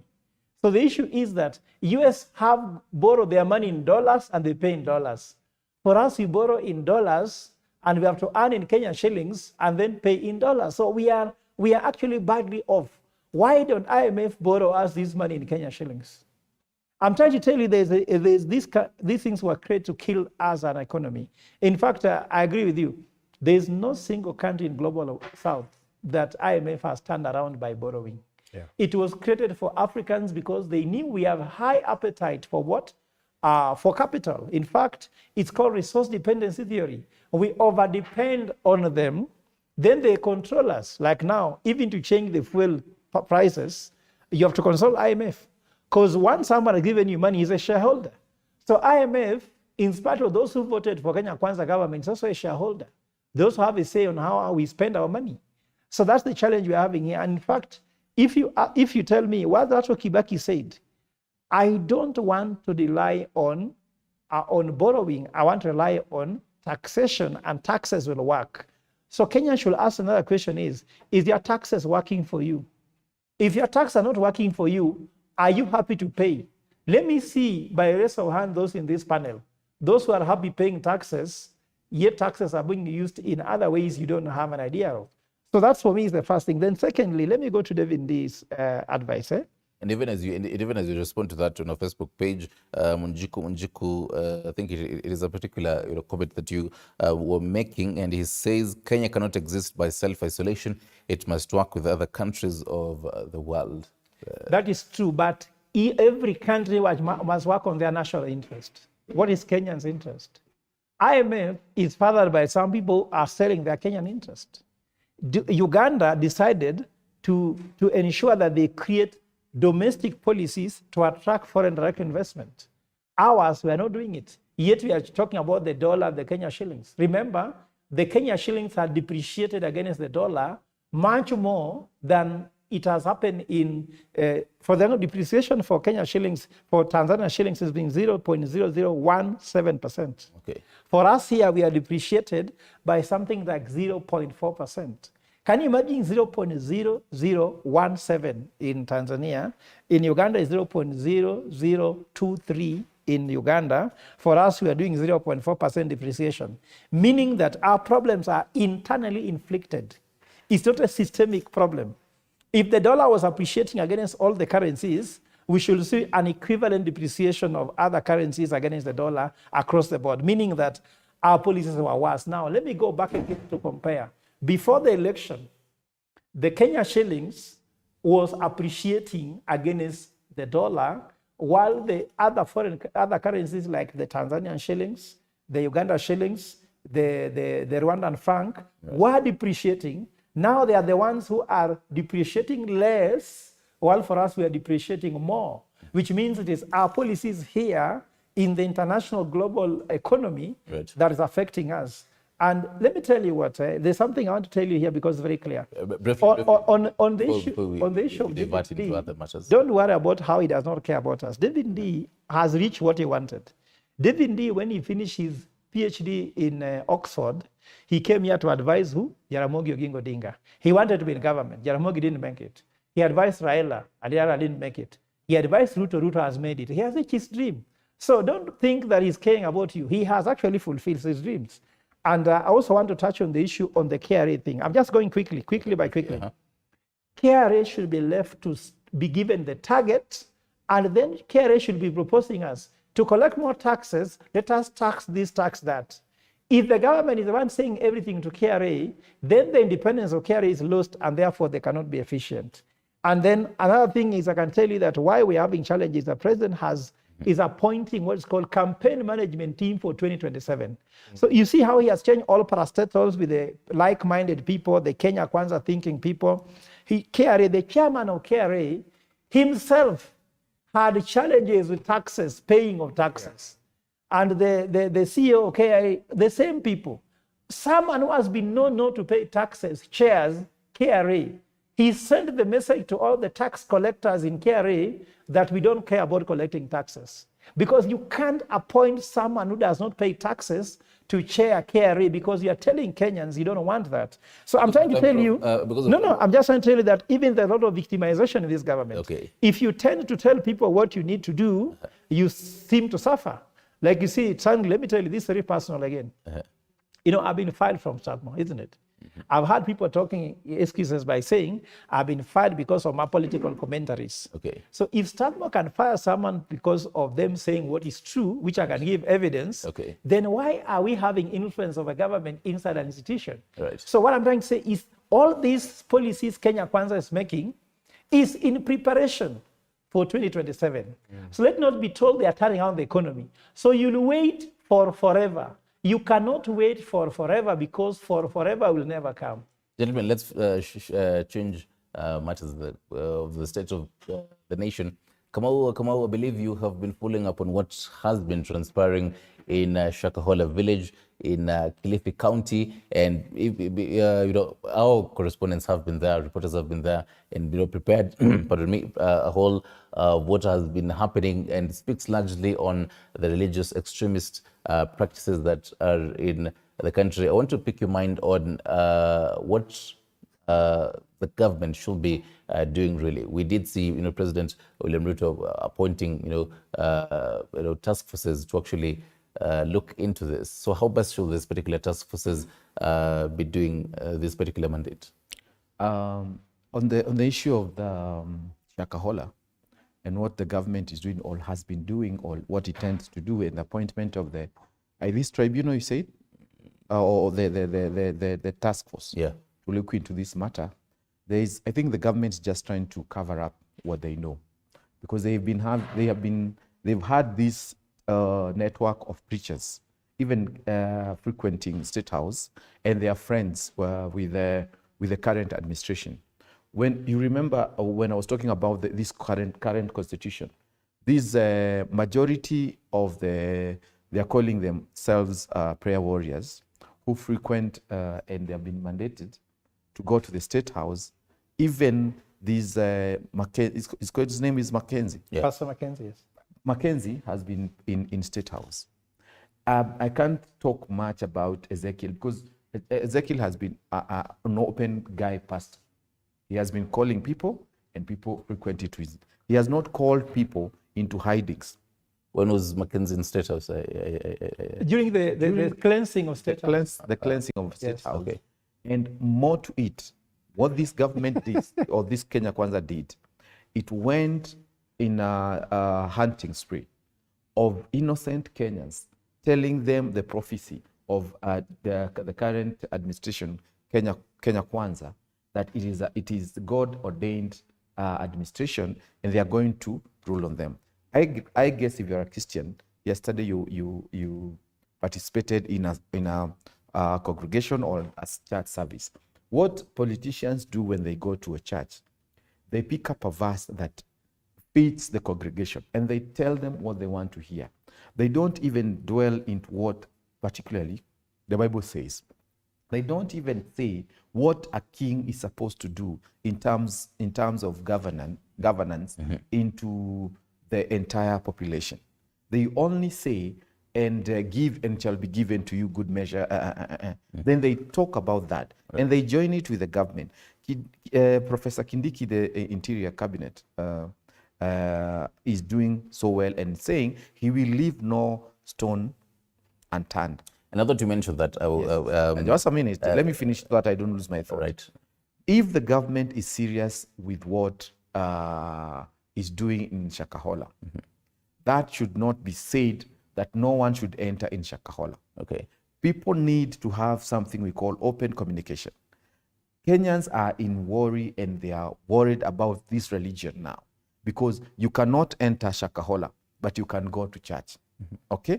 When this was happening, in the period of that this government has been in there, if it's about spiritual matters and they've been praying and fasting, has it that no one ever got to understand or no spiritual sense was sent to them to tell them something is happening in Shakahola? So what this government need to do, the government must do the cardinal rule, separate state and the religion, okay? So that when it comes to looking into the matter that the religion, be it Christian, be it whatever, is entering into the management of the government, there is no way the government is going to tackle them if they are dining together, okay?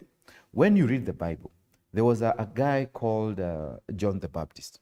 John the Baptist was clearly a good friend of the king then. But he decided, I am going to tell you the truth of what is happening. And if I'm doing the wrong thing, come and arrest me. Look at the issues when Jesus Christ was asked about the taxation, which we've been handling now. He said, give to Caesar what is to Caesar, and give to God what is his. Go back to the book of Daniel, because I don't want to say what this current government should do, because it will seem like we are personalizing these things. Okay. We want to look into history, matters that has led into what we are today. In the book of Daniel, Daniel was also a very good advisor to the king, right? And he said, I'm not going to dine with you. I'm not going to eat the meat that is provided by the king and the best wine on the table.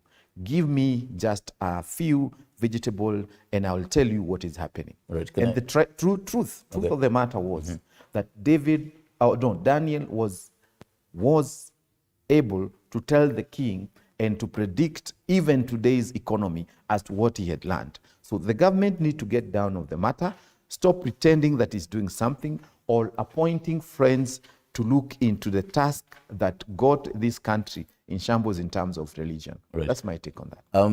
Okay, the question that I was to ask you, from where you sit as a political analyst, Yes. seeing Zimio leader Raila Odinga in Shakahola, what do you make of it? If Raila Odinga is a Kenyan, like you and I, and that is what I'm saying, if government officials have been visiting and doing their things there, and we've seen this government covering so many other evil things, and Raila Odinga represents the opposition, those people who don't have the details and information on what is happening in there need a very bold leader like Raila Odinga to go and tell them the grave that was the grave had 5, this other one had 6, because we are not having a better communication from the government. Right, so this is a representation of the opposition on the matter of Shakahola. Round 2. Okay. What is happening in those, what you are seeing, the government, the administration covering up, right, is just much of nothing. Because people died. That's the bottom line. Okay. The only person we are seeing being put in court is this Mackenzie guy. What are other these people and whatever they're doing about the organs that were removed in some of these people? Where is the network And where did all these organs of these people went to? And these particular questions will be asked by the two commissions, two task forces appointed by President William Ruto. But then earlier on, you're speaking about matters public participation and how best it should be done. When these two particular task forces go to ground, they will be asking these particular questions. What do you foresee from where you sit? What do you foresee how effective the public participation that will be happening in that particular area? Let me give you two things. From the beginning, this government, had claimed God and religion fully. So we expect them to continue that way. Unfortunately, they are not. During the campaigns and getting into power, Ruto himself stood in the podium, I think at Bomas of Kenya, and claimed that it is God. This is purely God. So this government needed to own everything that came from religion and God. Unfortunately, they have started running away. Number two, we saw somebody like Raila going to this place. What prompted Raila's going to Shakahola was simple. When the government had kicked out the media, and the government had kicked out the civil society, the human rights organizations who are working together with them to unravel what was happening. Mm-hmm. It means Kenyans were now having a blackout. Now, Raila have people following him who, some of them probably have lost relatives in that whole thing. So can he just stay quiet and say that place is now cordoned off? These people must find a leader for them to actually go there and find out what is happening on behalf of Kenyans. So basically, that is why he needed... crime scene. Yeah? The government would argue that, and Prof. Kindiki would argue that it is now a crime scene. The crime scene, and we have other government... Okay, it is crime scene, yes. It is crime scene, yes. But this crime touches on government one way or another. Like we have said, when they were purifying or cleansing State House, Mackenzie himself were the clergies who went to cleanse the State House. Now, if you are now saying this place is a crime scene, this is how crimes are usually solved.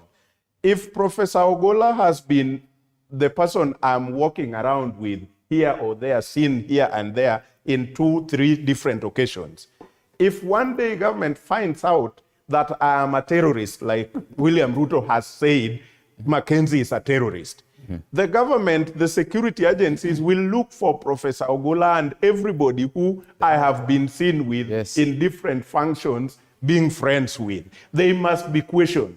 But here we have a Mrs. William Ruto, who is also First Lady, who has been friends with Mackenzie and Ezekiel, but we are now trying to say this place is a crime scene, while they are supposed to be part of the criminals we are trying to investigate. And then you're now saying Raila should not step there.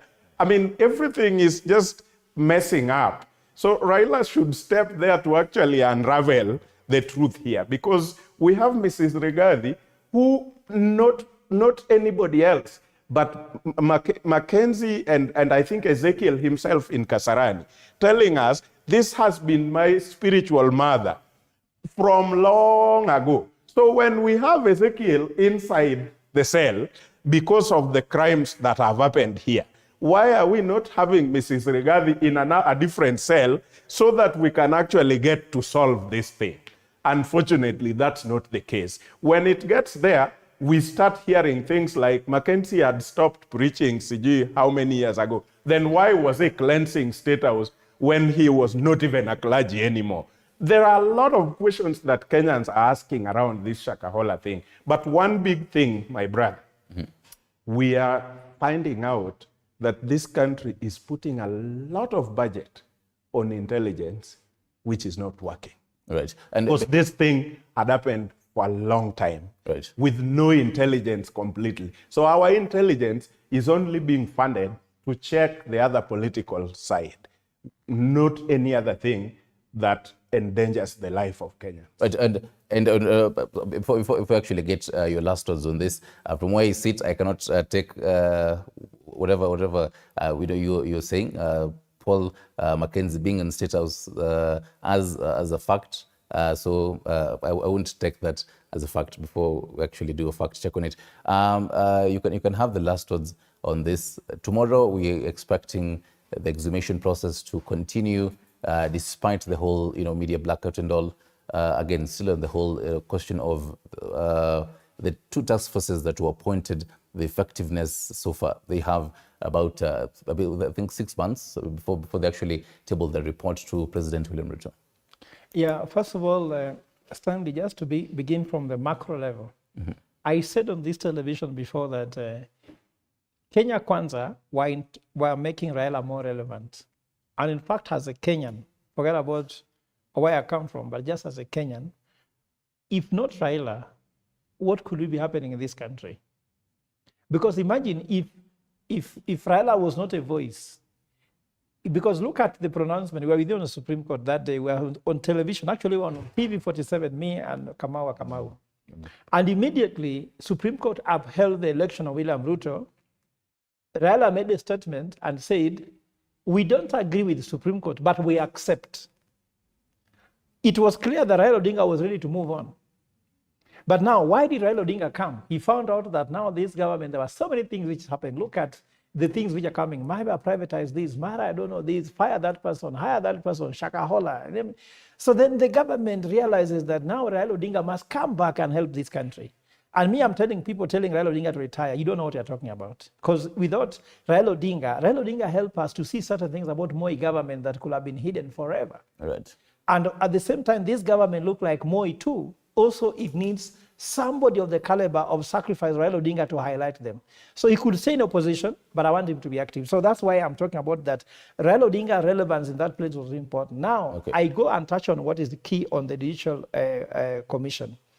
Judicial inquiry that has been set by the president, it is illegal by law because the president has no powers to appoint them according to law. In fact, there can be other things. There could be another way, but that is illegal. So with that being illegal, it's going to be questionable even what they're going to bring. Remember, Raila Odinga pointed something very clearly. And my brother here has also said it. Mackenzie was in State House to cleanse State House. You can like it or not. I have a photo evidence about it, unless my camera has a problem. But I'm telling you, he was in State House. Him being in State House, and even the clips about the friendship with the first family and second family, is also out there. Now, how can that very government investigate, set up a commission of inquiry to find out? Will they really tell us the truth? We shall have half-truths. And half-truths are more dangerous than no truth at all. So what I'm trying to say here is that I am not even looking forward to that report. And let me tell you what, Moi was very good in this commission of inquiries. They'll set up a commission of inquiry to table reports. When reports were not good, they'll set up another commission to investigate that commission about their reports. And I'm telling you, setting up commission of inquiry, we know the history of commission of inquiries. They never deliver anything. A Kiumi report is there. Kegra report is there. We have TAGRC reports. Which one has been implemented? Who will implement this? If they found out that there's a connection between State House and Shakahola, what will you do? So what I'm trying to say now for us, I'm concerned more about what will we do to stop these things from happening more than getting a commission of inquiry, because those are what we call post-mortem. We cannot be having a post-mortem as a country. Post-mortem reports does not help us save the dead. We want to have what is the way forward, because they won't implement those things. And then I can tell you, for me, what I like about Shakahola, it has brought, it has brought to an end the scam and the sham of Kenya Kwanza government working on God, because without even telling them it was wrong. Remember, during when there was drought, prayers, everything was church. Thanksgiving, church. Now, let them thank God for Shakahola. They can't, because Shakahola has exposed the rot in the scam. Remember, God is not a scam. Let no one lose faith in God. God is not a scam. And God works in a certain way. So in as much as there's something in Shakahola, doesn't mean religion is bad. Some people should not speak ill of religion. Religion is strong. Because of time, allow me to, in amidst it, allow me to get your last words, basically on the state of the nation as that we are. Stanley, thank you so much for having us here. I would just say in few words that we need to push this government we have a very stubborn administration. We need the parliament independency. We need the court, because if we don't put pressure on this government, these budget proposals are going to be implemented whether you go for public participation or not. So we need Kenyans of goodwill to come out and say what they need and what they project their country to go. Because if we don't put more pressure on this administration, Kenyans are going to be milked dry, because the government does not care how much it gets from you as long as you can pay. So we need the independence of all institutions involved in this. We need technocrats, we need experts in economics like Professor, so that we can tell Kenyans that this thing is not going the right way. Okay. And actually, we don't need the likes of David D, because all they want to do is to expense and use the money collected in the expense to the deterioration of common management. So thank you so much for that. Prof, in a few seconds, your last words. My last word is like the advice he said we should give to Wanjiko, because that's my main concern. Mm-hmm. Let us know that the government is not your friend, and let us not keep waiting on the government to solve your problem. The time you're wasting on waiting for government to solve your problem, find something productive you can do. I know that is hard to say, because sometimes you're wondering where that thing is hard to find, but history has it. The panel is sitting here. If they give you their story, you realize they started from a very humble background, in a difficult situation. Young people, instead of being used by any side to do anything, focus on productive thing. It's hard to say so because the economy is tough, but all began there. And I believe that we can, because only God, if you go to Mark 11:27, they say with God everything is possible. That's what I leave you with. Thank you, Prof. Mashak, yes. Your parting shots. Yeah, just two things. I think generally we were discussing the state of the nation. Mm-hmm. And where I started, that's where I'll finish. Okay. Kenyans love being told the right thing, but not the truth. Mm-hmm. Sometimes politicians would also love to tell us the right thing, but not the truth. The right thing, right in Nyanza, might be not right in Central, might not be right in Rift Valley or anywhere. Right. But the truth is truth everywhere. Okay. Truth is truth in Nyanza, Western, Coast, and everywhere. So the truth is the state of our nation, the state of education is getting worse. Mm-hmm. The state of health has not improved. Right. The state of economy is getting worse. Those are the three pillars that if a nation have right, then everybody says this country has a dream for the future. Okay. Their education is great. That is why Africans or Global South are all migrating to the West for education, scholarship here and there. The state of health, that is why we fly every time we have malaria and anything for treatment. The state of economy, that's why every young man wants to live in the Global West to earn more. So those three are the indicators of a good nation, and the state of the nation would be good. Thank you, gentlemen. Meshak Odede, chairperson of the VIO Society of Kenya, Professor Fred Ogola,